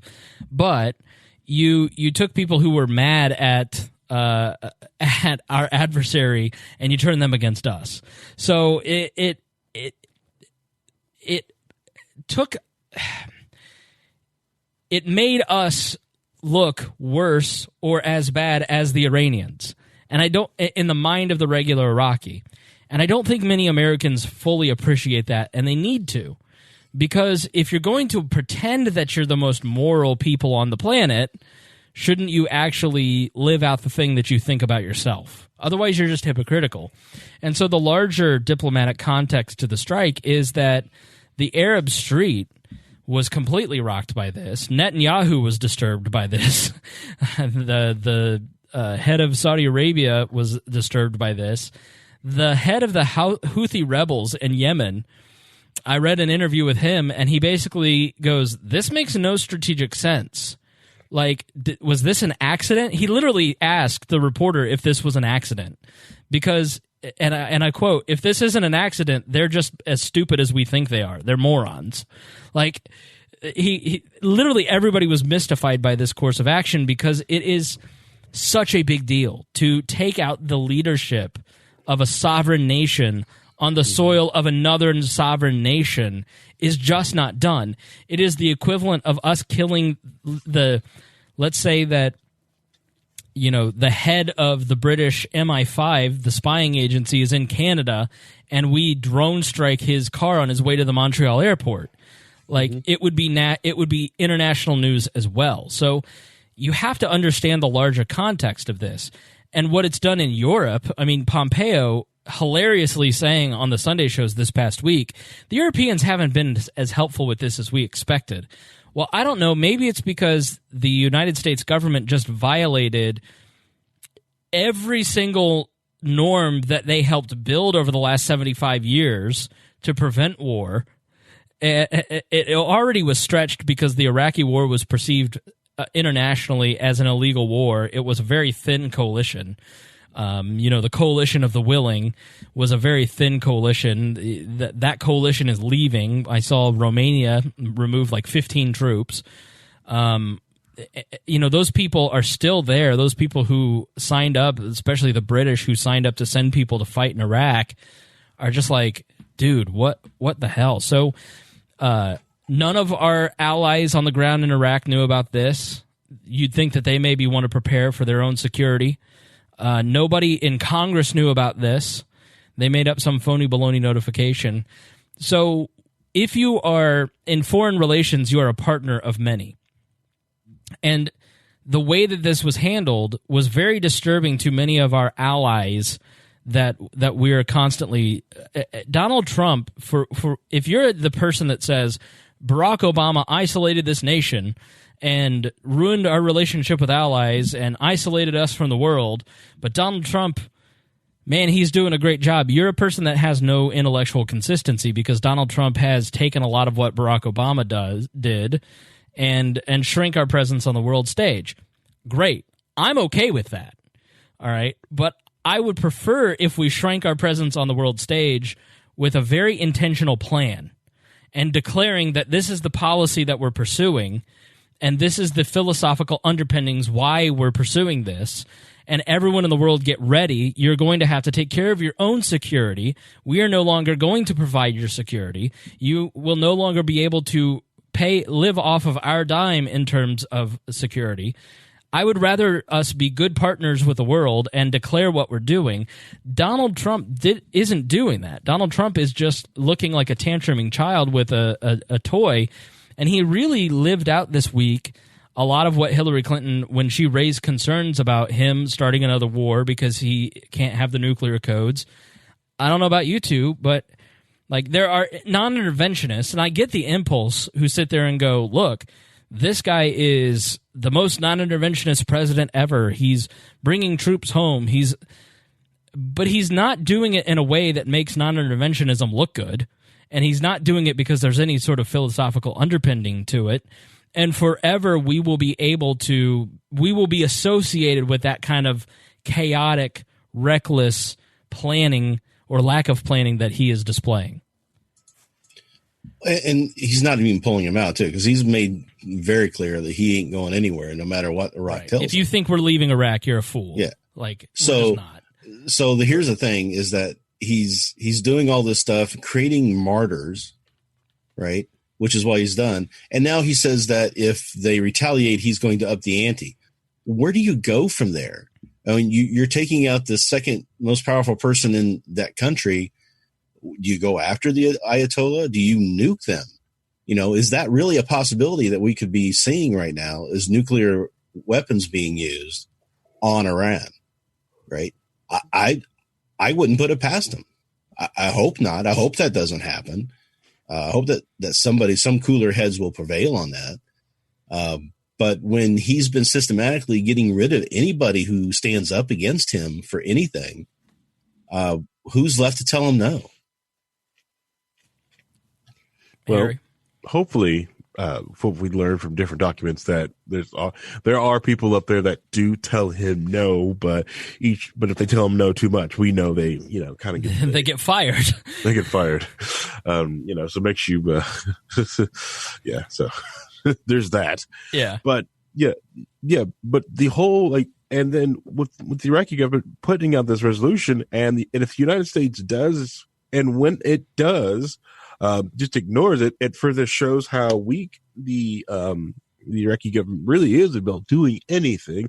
It showed the whole world and everyone who hates them and wants to overthrow them internally because they don't like how the lines are drawn. Well, they've got no teeth, and they're losing favor of the United States. Yeah, we just got to build on guns, and then we'll just go. Yeah, it's a humiliation of their national sovereignty, and if anybody did it to us, we would be furious as a nation. Yeah, and Europe's, like you said, Europe's not going to. They were already upset with Trump for a variety of reasons going into this, and they cannot be happy about it, right? So, I mean, there were polls showing that the support that Europe has for this administration is like 20% now. Yeah, but that's honestly, going to drop. Fuck them. I don't care what Germans. But Germans we elected Hitler. We have to deal with them at some point. This is going to spill out of the Middle East if it keeps up, and they're the closer ones to it. But they're the closer ones to it. They're going to feel it before we do. They already do. And so Glenn Beck said this, and I know that invoking Glenn Beck makes people's butthole pucker, but I've never forgotten this. He said once that the fruit vendor in Tunisia who lit himself on fire that began the Arab Spring was the Franz Ferdinand moment, and that we would look back 50 years later and go, that fruit vendor in Tunisia lit the world on fire and changed everything. And when you think about the Arab Spring in 2012, that has kind of spread everywhere. If you look at what started in Tunisia and went to Libya and went to Egypt and went to Syria and went to now it's in Hong Kong, it's in Paris, France with the yellow vests, it's in Chile, it's here in the United States in some ways. Donald Trump and many of the nationalists who are, the Marie Le Pens, the Brexits of the world. If you look at what's happening in terms of unrest around the country, it started there in the Middle East. And part of the problem, which maybe we should ask the question and move on to it, is will there be another world war? I can't tell you no. Somebody was a little irritated with me that I wouldn't say yes or no to this. And in foreign policy, there's something called the spiral. And it is essentially is a tit for tat. And you have, listen, escalation leads to mobilization. Mobilization leads to other sides mobilizing. And then all of a sudden, everyone's mobilized against each other. Things are in motion. Things start happening, and things get out of control. You start mobilizing weapons, and the Lusitania sinks. And then all of a sudden, America's drawn into a war. Or there's misinformation, like the Zimmerman telegram in World War I. There's an escalation of tension, and then all of a sudden Russia mobilizes on Italy, so Germany unleashes the Schlieffen Plan and invades France, and so Britain then invades Germany and fights in the Somme. Like, you don't know what can happen. So when you look at this specific instance, just this last week, the tit for tat, there's an attack in Kirkuk, so then America fires back, and then they invade an embassy, and then we kill Soleimani, and then they bomb American installations. Well, what does that look like 2 months from now? And what are the regional partners going to do? So if you're a Shiite militia person in Syria or in Iraq or Iran or in Yemen, and your leader, tactical or spiritual or whatever, has just been murdered, and you know that there are American bases near you, why wouldn't you go attack them? That already happened in Kenya. Was it Kenya? It was in Africa in the last couple days. No, where's that? It wasn't Kenya. It was the place they always say that libertarians should go to. Somalia. Yeah. That's it. Yeah. Harry has a base there himself. Allegedly. Yeah. And so you don't know where the escalation goes. What I think will happen is what happened today. Iran has to respond. They have to look tough. Their sovereignty has been greatly challenged. You know, when Donald Trump felt that his embassy had been attacked, he had to look tough and fire on Soleimani. And so now they have to do the same to us. And so the idea that you would commit an act of violence as a path to peace is just absurdity of the highest order. It just doesn't exist. You can't fire bombs at people and expect them to submit. They just find ways to attack you back. Be it the ways that Iran will probably attack us back are through cyber terrorism. They've already hacked one government website in the last few days. They will attack American installations in the region. They will activate many of their proxies and their cells to fire on bases in those regions. One person that I talked to today was terrified because she lived down the street from Trump Tower in Chicago. And I just had to say to her, like, I've watched this stuff for 20 years. They're not going to attack Chicago. They're not going to come after Trump. Now, maybe in Dubai, but probably not in Chicago. You know, the realities of this tipping into a world war in terms of a hot war like you think of in World War II, no. But you do have to stop and ask yourself, what is this? All right? Is this a war? This is asymmetrical warfare. It's war of a different kind than maybe you've ever seen. But your tax money and your name is involved in fighting Iran. And it has been for many years. And so are you okay with that? Are you okay with a president who feels that he can just assassinate the head of another government because he just decides to label him a terrorist? He designated him a terrorist. He designated the military of a foreign country a terrorist organization, and so he can do with another nation whatever he wants without consequences. Is that okay? Because the way that you go into a war is slow and deliberative, because war affects every area of the society. War is the ultimate destruction of liberty. Think about what has changed in terms of American liberty since since 9/11. Think about our privacy, how much of that has been eroded. Every single text message, every word I am saying into this microphone, every video stream, every Facebook post, every phone call, all of that is captured and stored by the United States government now. And when we found that out, we just kind of shrugged. So when you found out that the president could take the powers upon himself to just basically start a war with another nation without having Congress declare it, are you going to shrug?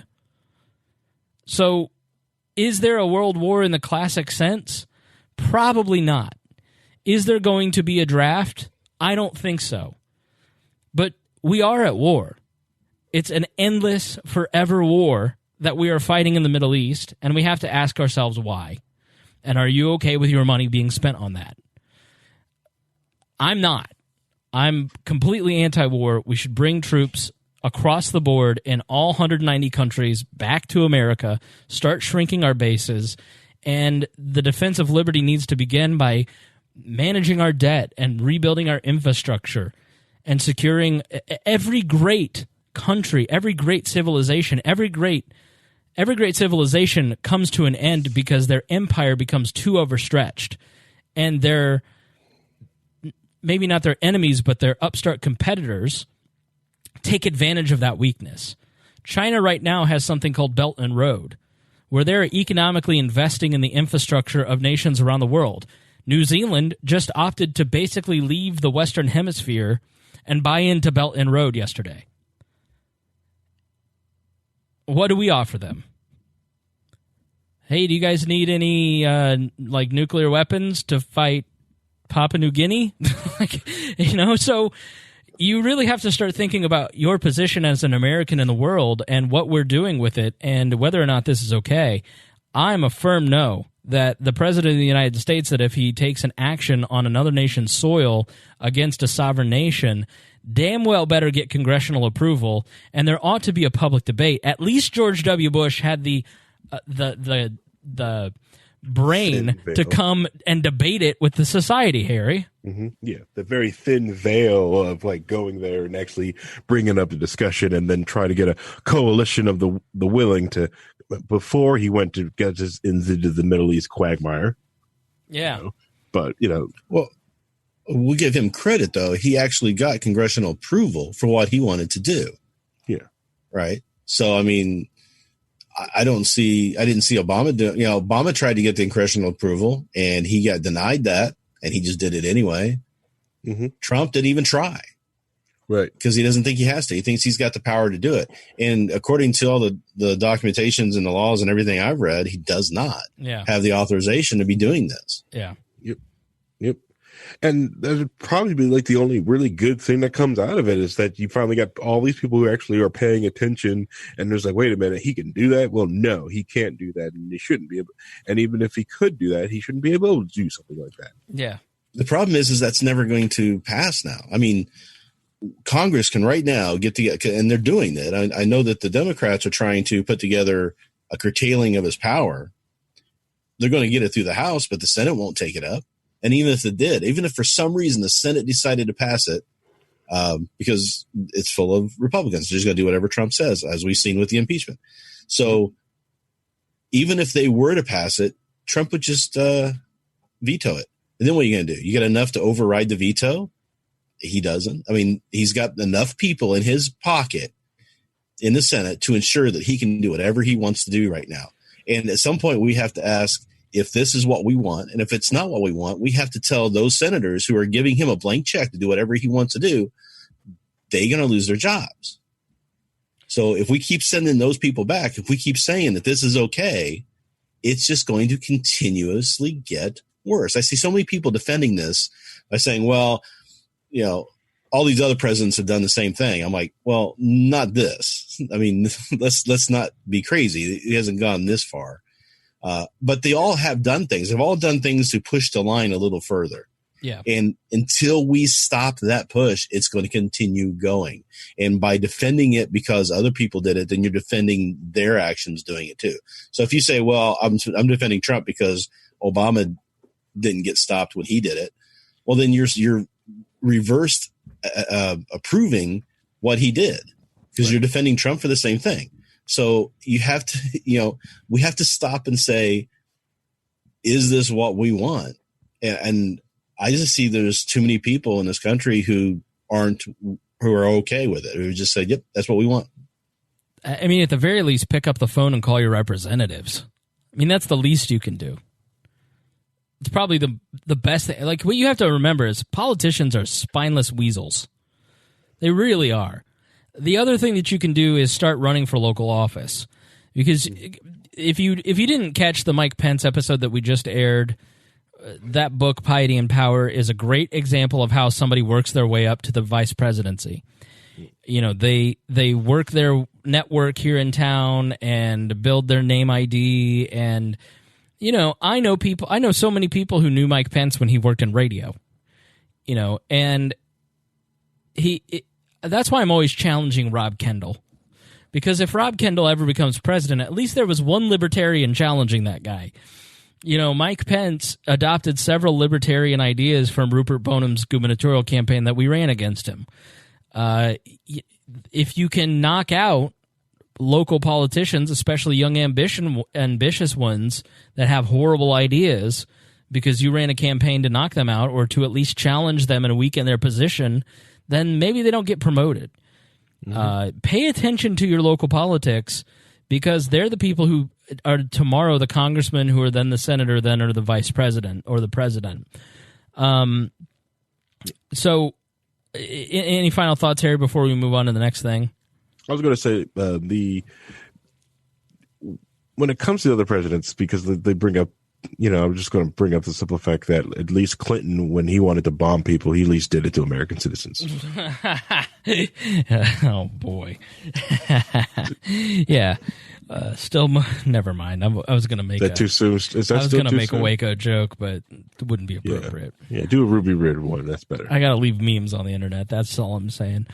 Let's answer some listener questions. We've got several pages of questions here. We've covered a lot of this, so I won't belabor it.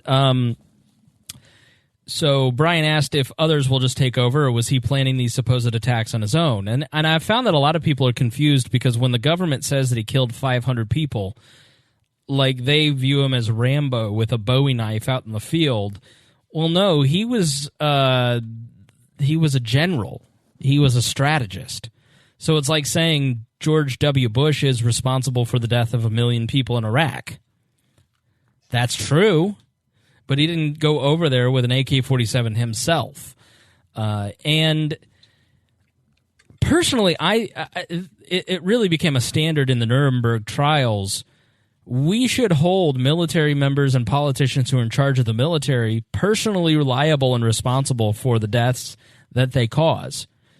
Because just following orders isn't a good enough justification for the loss of life. And so as society has started to hold military and the political and military class of societies personally liable for deaths, lo and behold, war has gotten a lot nicer. Like drone warfare is basically how it's done now. Because these people don't want to go to prison themselves for war crimes. But of course, if you commit war crimes, then Donald Trump will pardon you. Is that guy a piece of shit? If you read what his fellow soldiers say about the guy that Trump pardoned who committed the war crimes, man, what a monster.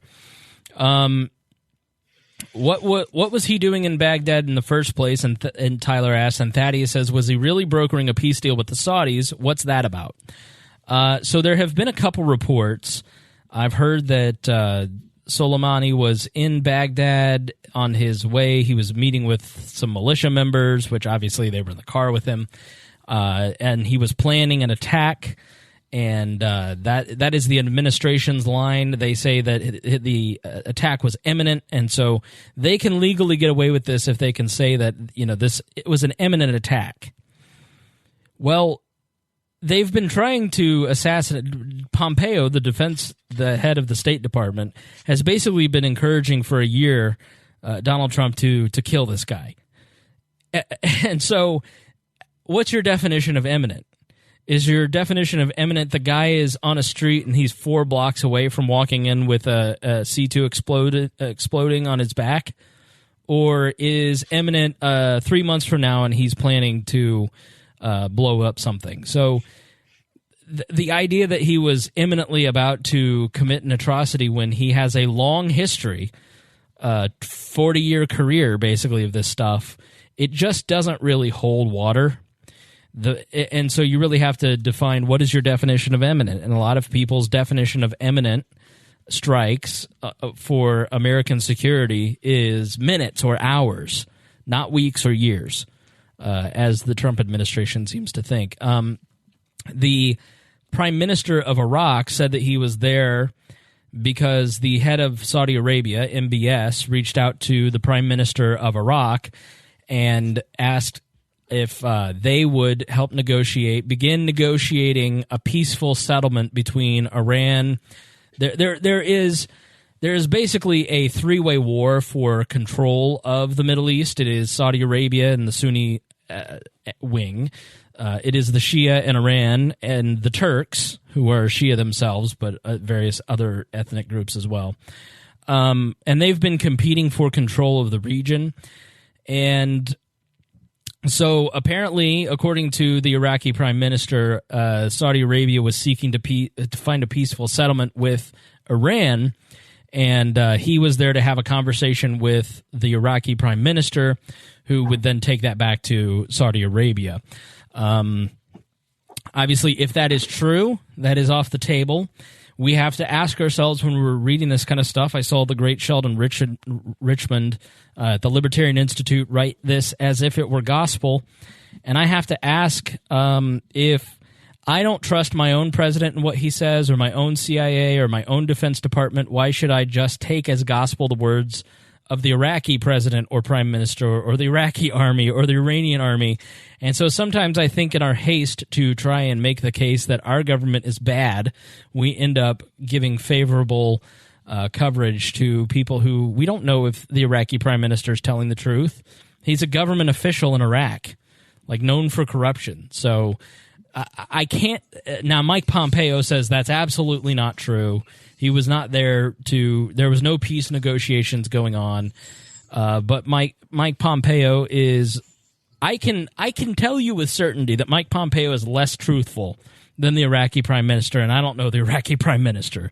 Well, the Iraqi prime minister is also the one who wrote up the declaration of removal of United States forces.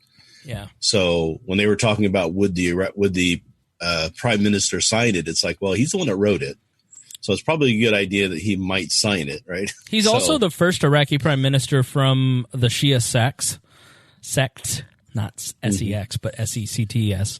Yeah, well, and that's the other thing too, is all these people who are in the parliament now, who are Iran backed, they're people who were fighting against. They were being brutalized under Saddam. I mean, Saddam said that those parties couldn't exist. If you're a member of those parties, you were going to be tortured, and they were. So they're trying to, there are a lot of people in Iraq who have just been hiding underground that are coming out now saying, this is what we believe, this is what we want. This idea that Iraq is all, Sunni and, there's a lot of different sects and people that live in that country, right? Yeah. So we arbitrarily created those countries over there out of the Persian Empire. So, we drew those lines. We didn't really care. Or when I say we, I mean, it was the European powers and United States as well after World War II. But we just kind of created those countries without paying attention or caring about their cultural population or anything like that. Starts with Sykes-Picot, and I think we covered this in the World War I podcast and maybe the Iranian deal podcast. But at the end of World War I basically killed the Ottoman Empire, which was where many of these lands were made up. And so British, Italian, and French, and the victors in World War I basically carved up the Ottoman Empire and drew out countries like Iraq, and the British got Iraq, and the French got Iran, and the French got Lebanon, and the Italians got this. And so Iraq basically never should have been drawn the way that it was. It contained three distinct major ethnic groups, as opposed to creating three countries. They created one country that was just always going to create destabilization. It was literally just old rich white men who knew nothing about the area on a map drawing out what they wanted.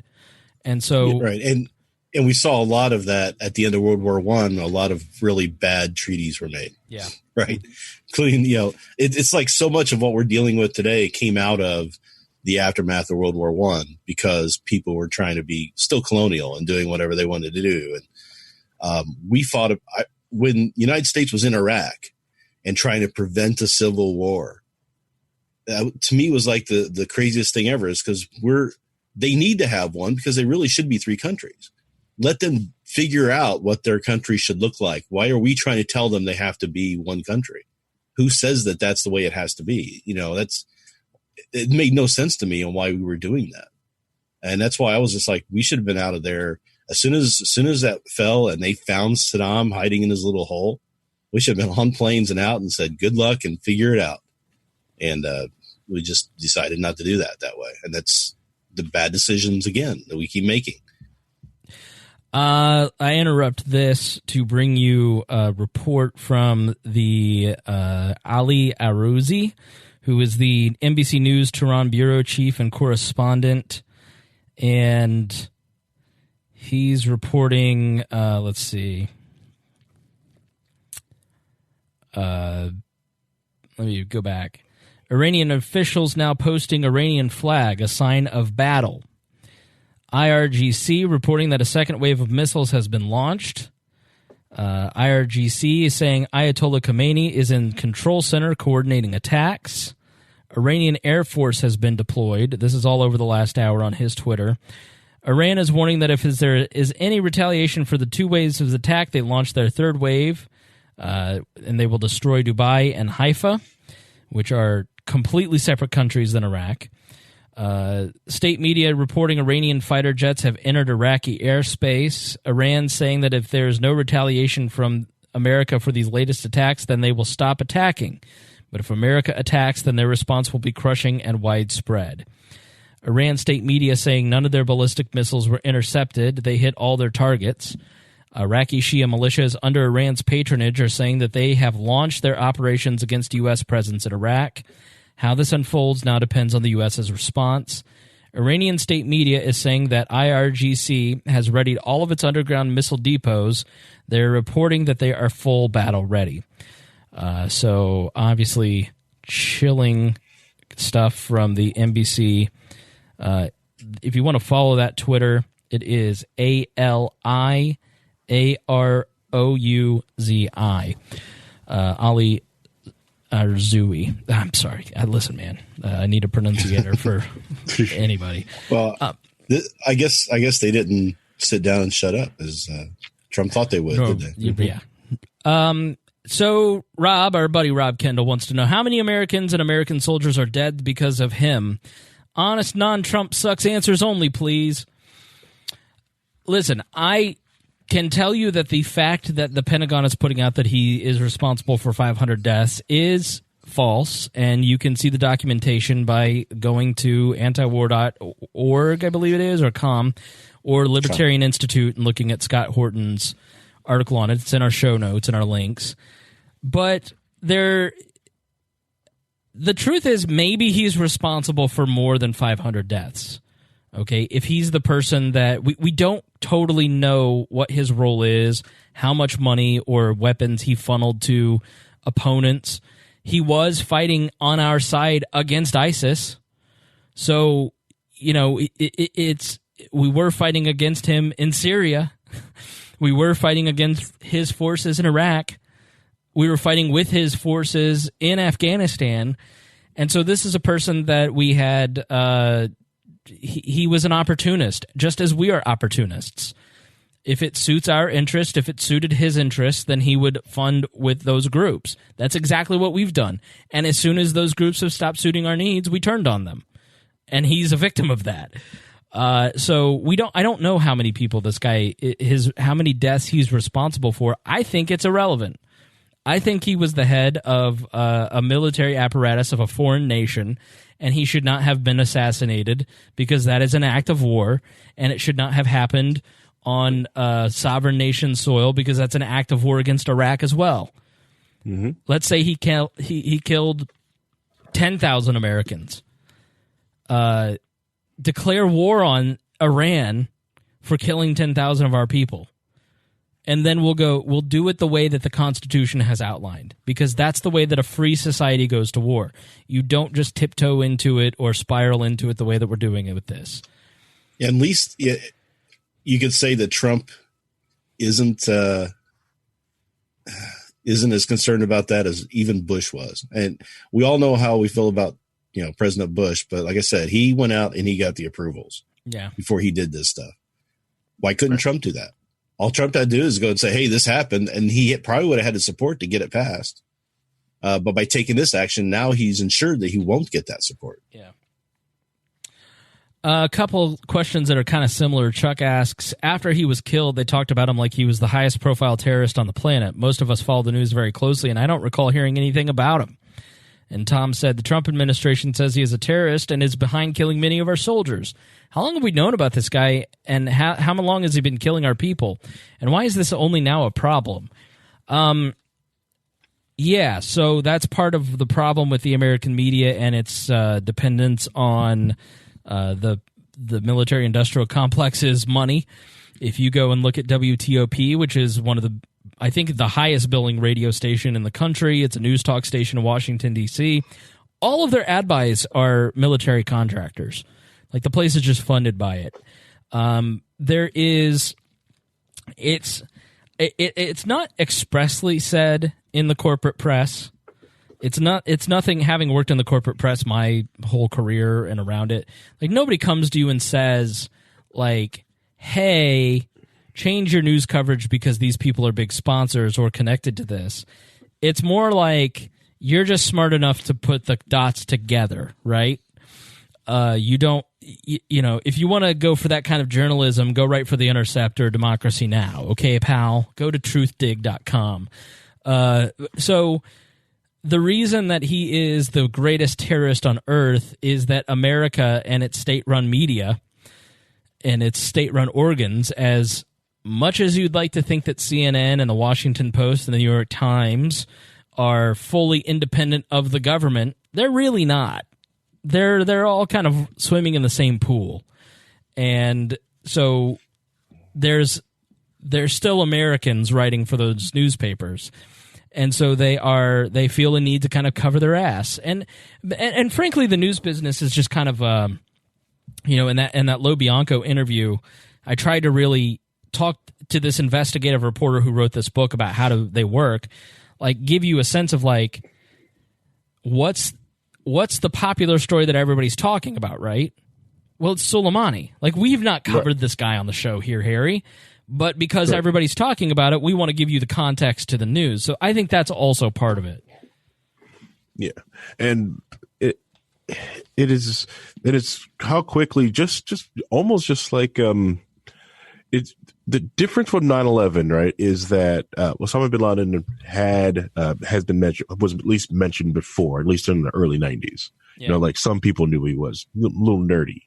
This is different. This is like, but this person, everyone just keeps bringing it up, hard pronounced name, and in a region that most people cannot find on a map. Yeah.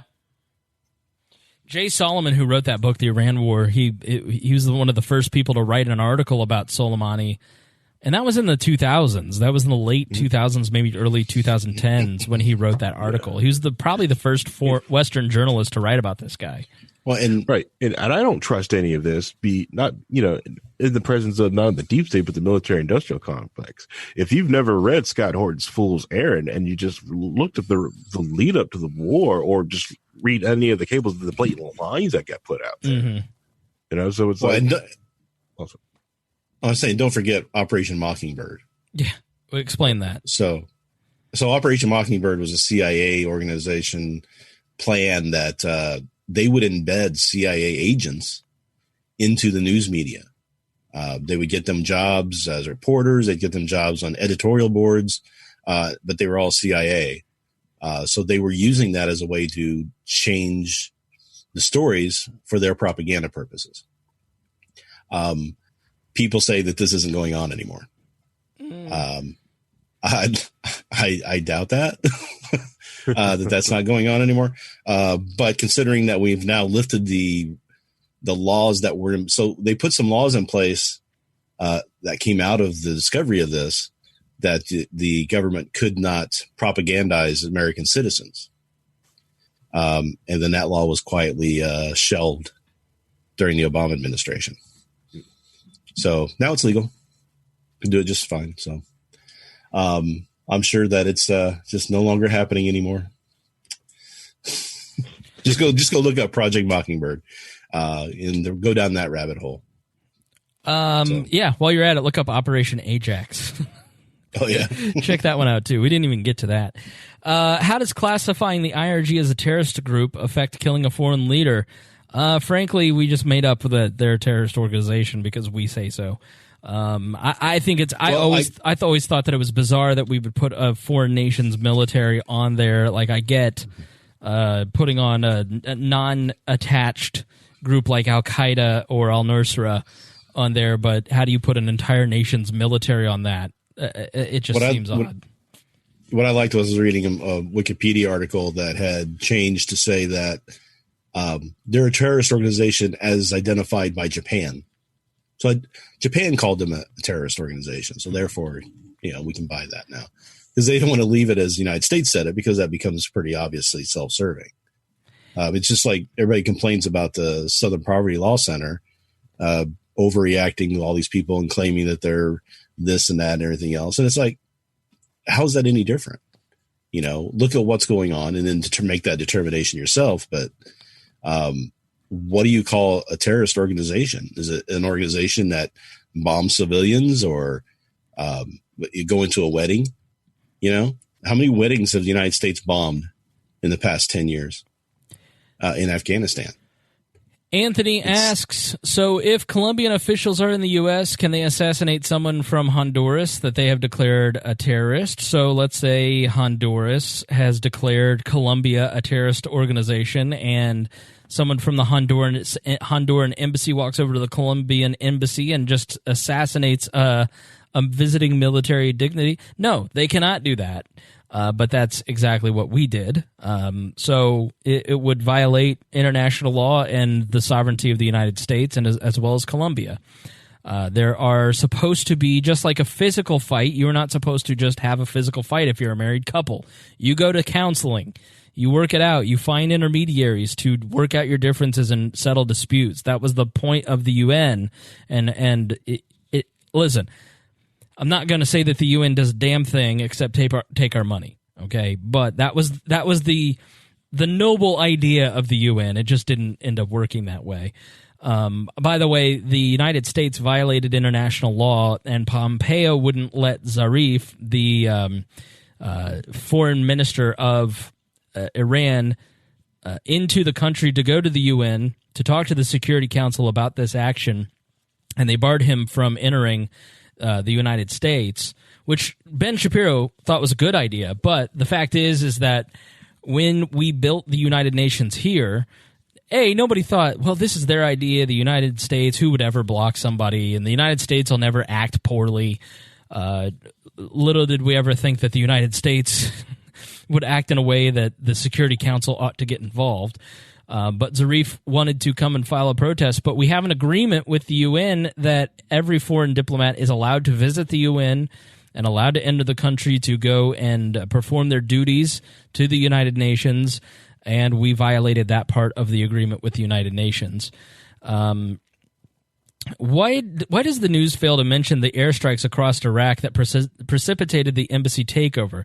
They make it seem like it was a spontaneous incident and not retribution for airstrikes. Well, Russ, I think that is just partially it was mentioned. It's just not on the front page. So you got to go to the world section of the website to see it. And I think a lot of us just kind of consume news on social media. Jeremy asked, what was Salami's connection to Biden? Why were they so buddy-buddy, and why was he in the White House in 2012 rubbing elbows with Obama? I tried to look this up, and I did not find an instance where Salami was able to visit the White House. I don't know if you guys have seen that anywhere. I tried to fact-check that, and I did not find an instance where where he came to the White House. He did not, that I can see. There was a picture of, what was his name? The Abu Mahdi Mohandas. I had visited the White House as part of, because, he was an Iraq general and part of the Iraq militia. So I think he had visited the White House at one point. I think that's where they're getting confused because he was killed too during the assassination. So I think that's where some of that is coming from. And it's, a lot of people are making up some stories too as well. I mean, there was somebody who put out a picture of supposedly of Obama in a picture, like next to each other with, they were trying to say it was Soleimani, but it wasn't. It was somebody else. And then that was even a Photoshop picture, because the original picture was actually some Indian diplomat from years ago. So it's just like people are just doing all kinds of crazy things and everybody's believing it. Nobody's filtering this stuff through and saying, hey, wait a minute, let me check this out. Yeah. It's like you said, if you, as much research as you've done and a lot of the looking into it that I've done, and neither one of us has found any evidence of it, then where are they getting it at? You can go look at the 7 pages of links in 10 space type that, it's, I never saw it. I did see exactly what you're talking about, where that Iranian official was here, but, I can't verify that. Iraqi official. Iraqi, yeah. What would, Christina asked, what would a libertarian do when the U.S. and Americans get attacked by Iran? At what point is it okay to fire back? Well, we have to ask ourselves, if this person did kill 500 Americans, where did those murders take place? Was it in San Francisco? Was it in Indianapolis? Was it in Cleveland? Or was it in Kirkuk? Was it in Tikrit? Was it in Baghdad? Why are American military men in these places? Mm-hmm. Okay, so we have to ask ourselves, where are these attacks taking place and why? And if and these just look up the map. These are military fights. Just look at you look up the and that's what the embedded, as much as Vice has just turned into like a disgusting website. Yeah, former shell of itself. But about 3 or 4 years ago, they did embedded journalism in a lot of these areas, and you got to actually see like what are our troops doing on the HBO version of Vice, which some of that stuff, some of the military episodes of Vice where you get to see basically what our troops see. You have a better perspective of what they're doing. So libertarians, first of all, would bring troops home and close these bases down. You may have seen the meme, if not, go to our Instagram to look at it, of how dare Iran attack our bases. And it's pictures of American flags in all the places where we have bases on the Afghan and Iraqi border surrounding Iran. And so the reason that we have bases in 170 or 180 countries is because it's a forward operating position. And so the reason that we would never really invade Iran is that it would be a multitude of the force that we needed to invade Iraq. What was the force to invade Iraq? Was it 180,000? The initial push was probably about that, but that was after weeks of just carpet bombing. Yeah, the shock and awe. Yeah, Iran's a little bit of a different animal when it comes to it's very mountainous the way it's made. Yeah, and it's more like Afghanistan. How long have we been fighting in Afghanistan? Right. I mean, it's. Russia took a hit. Everybody's tried to invade Afghanistan over the past couple hundred years and have all failed. It's like attacking a high position. The only way to really invade Iran is to go through the way that Saddam failed to do so, is to go through the southern marshy section. You can't go through the mountains. You can't go through the desert. If you went through Afghanistan, you'd end up over mountains and then right into a desert. It wouldn't work. You couldn't ever get to Tehran. So boots on the ground are never going to be an option, nor could you ever fill the bases in that particular area. So there's not going to be an on-the-ground war there. But would there be a proxy war or an on-the-ground war between Iran, like in Iraq, like there was in Syria? Absolutely, that could possibly happen. How would libertarians take an attack? There's wars that are just and there are wars that are not just. And I know that, with all due respect to our pacifist friend Ryan Lindsay, who runs Wall Reader, he doesn't view any war as just. And that is his position, and I fully understand and appreciate that position. I look at things like, if we're attacked on 9/11, yes, there were actions that we took that precipitated 9/11. We have that same mentality of history started on 9/11 and nothing happened that caused us to be attacked in our mind. But there were reasons that we were attacked. But it was perfectly justifiable for us to send F-16s to destroy training centers in Afghanistan. And that, to me, is a perfectly just military action. Invading Iraq, which had no participation in 9/11 whatsoever, was never a just war. It never. There's no justification in my mind for the Iraq War whatsoever. Full stop. It was an unjust war, and people say, well, why are we still in Iraq? And I honestly can't tell you because I don't know why we went to Iraq in the first place. Not most libertarians are not pacifists. If we are attacked, they will defend the homeland. They will fight back. But we would massively shrink our footprint. So it would make the opportunity for Iran to use proxies to invade our military bases. There wouldn't be bases or American soldiers being killed tonight, murdered by Iranian rockets, because those bases wouldn't be open anymore. Does the military allow drafted soldiers to make memes while enlisted? Well, I don't know. I can answer that. Yeah, you were in the military. Former military. Yeah, I was in the military. No. Yes. There are some rules now around social media that I've been out of the military long before there was social media. But there are some rules around things that you can and can't do on social media while you're in the military.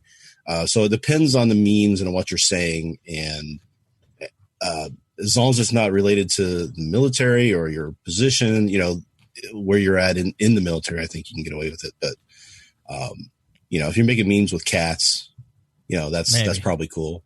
Right. So there are some limits there to what you can do with the UCMJ. Now, this is the portion where I start asking questions from the big Facebook page.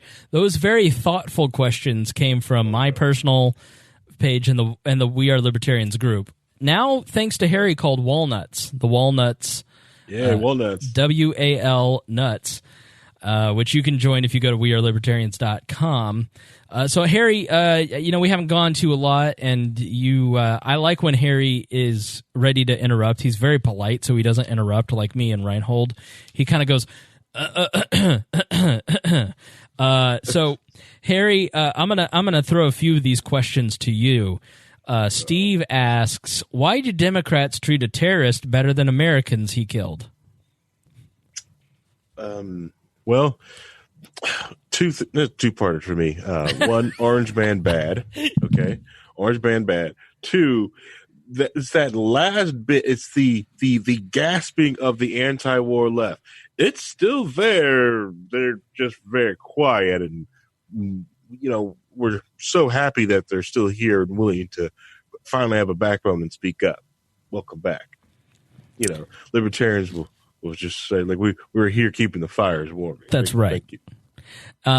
Now, Ace wants to know, Harry, when Salami was torturing and raping protesters, did the Democrats invite Jeffrey Epstein? Let's see. That would be a question mostly for Tad, because Tad was probably at the parties, but but I don't know. I think the biggest takeaway there is Epstein didn't kill himself. So yeah, just go with that. Let's go to our resident communist, Rhinehold, and ask him this question from Gregory. Why do libertarians keep suggesting that Trump wants war with Iran, even though he has clearly stated otherwise? Also, why is it every time there is something to do with the military, libertarians spew the same leftist propaganda as CNN? What do you say for yourself? Well, the first part, what was it? Trump says he doesn't want war with Iran. Trump has said he wants war with Iran. He doesn't want war with Iran. He wants to play golf. He doesn't want to play golf. How many thousands and thousands and thousands of lies has he told? This is part of the problem with why I think a lot of people have a problem with the amount of lying he does. It's not just the lying. It's the lying about things that are easy to look up and verify that he gets wrong. And how do you trust him to say anything at this point? How can you trust anything he says? Right. So he said that he wants to pull all the troops out of Iraq. Well, here's your chance. They're asking you to leave. Oh, no, I'm not going to do that. Well, then do you really want to pull him out from Iraq? Or are you just saying that because you're a populist who wants to get public sentiment on your side? You feel like it might swing this way if you act strong. Yeah. As for the liberals and the CNN and all of that stuff, well, CNN is the bastion of the progressive liberals. So, I mean, that's they write the talking points for them, right? So, what are you gonna do? All right. This final question goes to both of you. What incident started their hatred towards America? I'll start. This is a never-ending question. Just start with one thing and work your way backwards, and you may never we've covered it, and maybe not directly, in a couple different ways in this episode. But let's start with the fact that we just created their countries, the Western world, the colonialists at the end of World War I, just created their country without really consulting them and drew contentious lines. Those European countries then exploited their resources and saddled them with mega debt through things like the World Bank and took their oil and resources. Then instituted coups in these countries that destabilized and disrupted their sovereignty. We have continually invaded their countries and killed their people. I mean, where does it end? I mean, maybe talk a little bit shortly about, and I know you're going to have a Patreon bonus episode on this, but Operation Ajax. I mean, it started in 1953 when Mossadegh, the democratically elected prime minister, was ousted to install the Shah of Iran, who was connected to the British and the Americans. And Operation Ajax is a CIA operation that we apologized for. The United States government, I think it was it under Clinton, formally apologized for overthrowing their government in 1953. And we still have people saying it didn't happen, that it's all propaganda, right? So they were going to, they had a rise up of the people because they were saying, hey, why is British Petroleum over here taking all of our oil and we're not getting anything out of it? So they got together and created this new government and elected a person to be in charge of it. And he was saying that they're going to nationalize all the oil companies that were in the country and potentially start selling some of it to Russia, which the United States and Britain couldn't handle. So we overthrew him and put the Shah in. And the Shah spent decades trying to do reforms and make the country better and make it more Western and increase their economy. But in doing so, he also completely squashed every person who was against him. There was a report that in 1975, he had between 40,000 and 100,000 people, dissidents, executed, right? He made it so there was only one party. Anybody who had any dissent or anything else was to shut up and or die. So they got kind of upset about that. And it finally pushed to the point where they had enough power. And I just found out that part of that the Shah found out he had cancer and didn't tell anybody. Even the CIA didn't know. And he became despondent and kind of quit defending himself. And that's when the Ayatollah and the religious people who had been fighting for some sort of say in the government for years finally had a chance to rise up, and they ended up overthrowing him. And we instituted that Shah, that we were the ones who defended him for so long. And then when Jimmy Carter allowed him to come to the United States for cancer treatment, he ended up dying in Egypt from the cancer. But when he made that decision, that angered Iran even more. Yeah, because they were afraid we were going to try and put him back in office. So that's when the two embassy attacks happened. The first one happened was only a 2-hour long takeover around February. And then later in the year is when the big one happened that lasted for over a year. So that's kind of where that all started from. But a lot of people think that it all started in 1979 with the Islamic Revolution and the takeover of the embassy. And it's like, no, they were brutalized because we had put the Shah in in power and defended him for decades. Now, let's wrap up with a couple questions for Harry. I added a sticker on Instagram. We have like 14,000 Instagram followers. Most of them are 13-year-old boys. I wish I were kidding. So, Harry, they want to know, why are you gay, and why did your mom have gender reassignment surgery, and is she disappointed in you?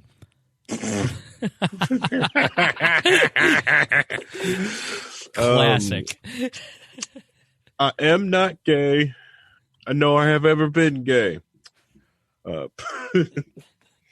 Not even once. Not that there's anything wrong with that. Right. There's nothing wrong with being gay. Okay? There's nothing wrong with that.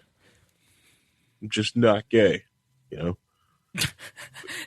Real weak. Rhinehold, the real weak defense of his gayness. I'm just saying. Yeah, I just don't buy it. I think it's well, the thing is, it's just not, you know, like, just not gay, you know, like possibly 51st century man, you know, sometimes you just got to be flexible on how you dance when you're traveling about the stars. That's why I tell everybody, you know, hold on, get over yourselves. Turn on the waifu. Turn on the waifu filter while you say this. Well, it'll take about 10 minutes. But what about all the traps? What's wrong with traps? Are they gay? Are traps gay? Is loving a trap gay? See, that's a hard question. See, we had such a respectable podcast. We've ruined it. And now this. If anybody's listened to the end of this and was thinking they were going to get some great insight at the end, oh man, there's just no sorry. Way, no. Let's start wrapping up. I am out of gas, and I want to go turn on Sky News or RT or anything but an American cable news network to see what's going on. Go Al Jazeera. Al Jazeera, you're right. They're not on Pluto TV, but you know what is on Pluto TV? TV Land Drama, which has Walker, Texas Ranger. And so at least once a week, I turn on and catch up with the old Chuck Norris. So final thoughts for this episode. Harry, you get to lead the dance on the Moon Stars or whatever. I get to lead the dance? That's right. That's great. All right. First things first, what I want to bring up is, like I said, if you're going to live into the 51st century, you've got to be a little more flexible on who you dance with. Second thing is,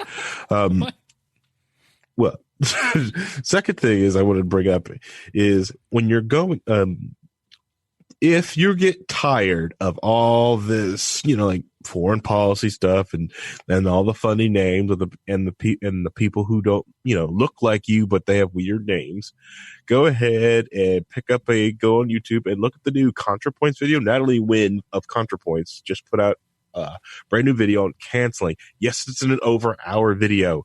Watch it. It is amazingly put together. It's all about cancel culture. It is, you know, like you have the hour to listen to it. Get on get on the treadmill, put it on, walk for the hour. You'll enjoy yourself. Trust me. Let's see. Third thing with all this, just be careful.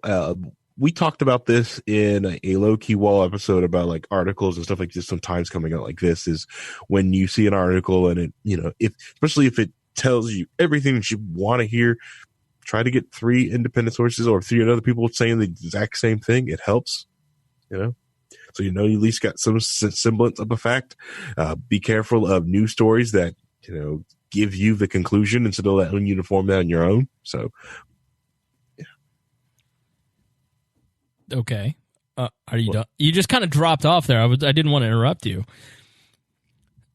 Always try to interrupt me. I know you're like, it's like, you know, you always had that friend in high school that if you raised your hand too quick, he'd flinch a little bit. Mm-hmm. That's like poor Harry. It has a verbal flinching. He's like, and then think for yourself. well, a lot of it is like I just don't want to be like accused of talking over people. You're gonna listen. It's new rules. If Rhinehold's going to join, he won't be with us every single week, but you know he's going to be with us a lot. You're going to have to speak up. I feel bad that you haven't gotten. I mean, I want to make sure that you get your points out, so you're going to have to wedge in there. I do like the verbal tick, and this is just one of the drawbacks of doing it on Zoom.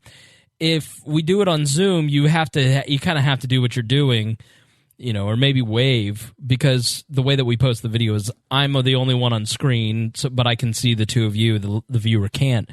But when we're in person, you kind of, people have cues. They lean up to the mic. They kind of look at you. They get ready. Their mouths purse a little bit, and I read every cue. I'm what's called a highly sensitive person. So I pick up every social cue imaginable, and it exhausts me all the time.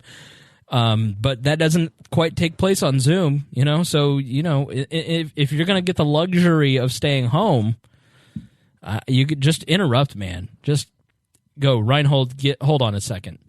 You have seniority. You're ahead of him in terms of the time. You want to talk, you tell him to shut up. Yeah, but I like the stuff that Rhinehold says. It's just there's too much of it. Then we need more Harry.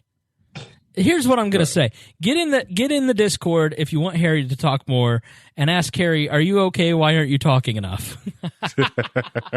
So many people message me. I got a text from some stranger. I have no idea who this number is, and I just got a random text out of the blue, which is not okay. But I'll accept it because they're clearly a Wall fan. Hey, man, are you okay? I've heard things have been going bad with Harry lately. I saw that he hasn't been on the show in a while. Hold out hope, though. I'm sure he'll come around. So it was a very good troll. Many people asked you. Did you get a lot of messages asking if everything was okay between us? Yeah. I got some. My favorite was is some of the ones from when it was Doomcat. No, everybody else is in the Discord. If you missed some of those, just get on the Discord. Some of those were actually kind of funny. Or when or when people jumped into the into voice chats and asked me about it, like I was gaming and stuff like that. Those were fun too.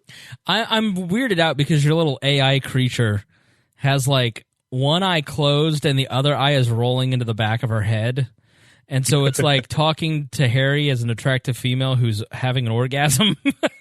I'm both turned on and terrified that I'm turned on right now. All right, Rhinehold, final thoughts.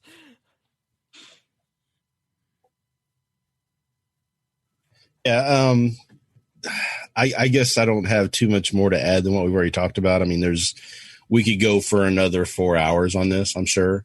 And in the old days of the old low-key wall, we might have done that before we were told to tone it down. Yeah, this is a 2.5 hour, almost a 2.5 hour episode. We really don't go over 90 minutes very often, so this is quite a long episode. And we're hardly through a lot of the real meat data. I mean, we touched on it as best we could. But we're going to need to do another show, I'm sure. And I don't think the situation is going to disappear off the news. So we'll probably be able to do something about that more in the coming weeks. But I want to talk a little bit about propaganda and the Afghan papers next week. I mean, I think as we kind of work our way through this, I'm going to take a book on the plane that it's almost like a comic book, but I bought some books on propaganda, and I got a couple about the Iraq War. So I'm going to read those and just kind of refresh my memory on 2003 because so many arguments right now are the same. They're like the same arguments. Well, I've been going on about propaganda for some time now. So, yeah, we definitely can get into that. But really what I want a lot of people just to take away from, and everybody's drawing up sides and saying, oh, if you're happy that he died, then you're evil. And if you're trying to defend him, then you're, terrorist sympathizer. It's like, why are we doing that? I mean, people, you understand that there's a lot of motivations going on here on all different sides, and not everybody's 100% right. Not everybody's 100% wrong. We've done a lot of stuff. They've done a lot of stuff that's wrong. And if we don't start having some kind of empathy for what everybody in the situation is dealing with, we're never going to be able to come to a situation where we can have a good end to the hostilities. It's just going to keep ramping up until one side is completely decimated. And that's just not, it's not how I think things should be. I think things should be more of a case of understanding that other people, why are we telling people in Iran and Iraq how to run their countries? Where do we get off saying that? I mean, I don't want them telling us how to run ours. So why do we think it's okay for us to do that there? Well, I don't know. The reality is that how do you change something if you don't admit that there are faults? And so conservatives, especially in pro-military sympathizers, will accuse you of being anti-American for having for pointing out that our government lies to us. Well, there's a lot of examples of that, and the people who are in charge lying to us, and I don't just mean I think Donald Trump. I don't know if Donald Trump even lies. I think Donald Trump may just believe what he says at all times and has no ability to I think he just says what he doesn't have a filter. It's that's true to him at that moment. Whereas Pompeo will spin and say things that aren't true, and Donald Trump to me is in a different level than the Afghan papers, where they're knowingly deceiving the public. I think Donald Trump's just a bullshitter. And what I think is insidious. Yeah, that's bad, but I also just kind of he's your dad's golfing buddy to me. It's he's insane. He's just going to say crazy things. But what's insidious is when you go back and watch Ken Burns' Vietnam and you hear John Kennedy say, there's no way we're going to win in Vietnam, but I can't get out of it. I got to win my next election. And then 10 years later, 50,000 lives later, an American soldiers, millions of Vietnamese, that's knowingly lying to the public. The Pentagon Papers, the Afghan papers, our governments do this to us all the time. Yeah, this is the scary thing about Trump is that he does just whatever comes off top of the head. And the problem I find is that he's almost never well informed on what he's talking about. He is every talk radio caller I ever took. He's a talk radio caller. Yeah. Do you remember when he went on Fox News to try and talk about the Biden conspiracy and the server and all that stuff in Ukraine? And even the Fox News hosts were like, "Are you sure about that?" Because he was just, and they would ask him. He said, "Well, that's what they say." So he's just getting information from Giuliani and his guys saying this stuff. And he's like, "Well, that's what they tell me. That's what they say." He's not even getting the information and critically thinking about it. He's just regurgitating whatever conspiracy theory he's heard that day. All right. Well, and he's the one in charge of making these decisions now, and that's the really scary part of it. Just rolling dice. All right, let's wrap it up. Thank you so much for joining us. We will see you next week. If you're in San Francisco, come and see me. If you've never listened to the Pat Down, please go check it out. It's very funny. We look forward to hearing from you. Please email us, editor@wearelibertarians.com. That is the best way to converse with us. You can also hit us up in the DMs. You can send me a personal message on Facebook, or hey, if there's a question that you didn't have answered, get in the Facebook group. There's a ton of smart people in there. Let's start a conversation. If you see an interesting article that you think that we should talk about or that you think other people should see, let's really get that Facebook group going. Get in there, talk. If you see a funny meme, share that too. But yeah, this is all about conversation and getting you talking and thinking with other people that are curious like yourself. And we'd love for you to join the Discord or the Facebook group. Go to wearelibertarians.com and you can find all those links. And please, you're a fan. If you made it this far, share this with people. The best way that we can grow this podcast, the best way that we can get people to start thinking like we think and to understand what you have come to understand is to share information. You never knew about the Operation Ajax coup in 1953, and then you became a libertarian and you went, whoa, this is wild. This is what? You didn't know about the sanctions tightening in Iran and why they make the decisions that they might make. Share this information with people. It's incredibly powerful. One of the best ways to share this is go on Spotify, subscribe to us on Spotify, take an episode, hit the share button, choose Instagram stories. It'll pop over to your Instagram automatically. and ask people to play it, listen to it, tag us, tag our Instagram. That is a great way to share any podcast that you love. Share it on Facebook, share it in an email, or just, make your wife listen in the car. If you carpool, I know that we've had people when they carpool, they force people to listen, or we've even had people. This is how autistic some of our listeners are. They literally turn the speakers on in the office, turn it up, and make the entire office listen to us. Can you imagine? That is commitment to the libertarian cause, and also why we curse a lot less on the show. So I don't know if I should enable you to do that, but we're doing our best. So thank you to everybody who listens. We really do appreciate it.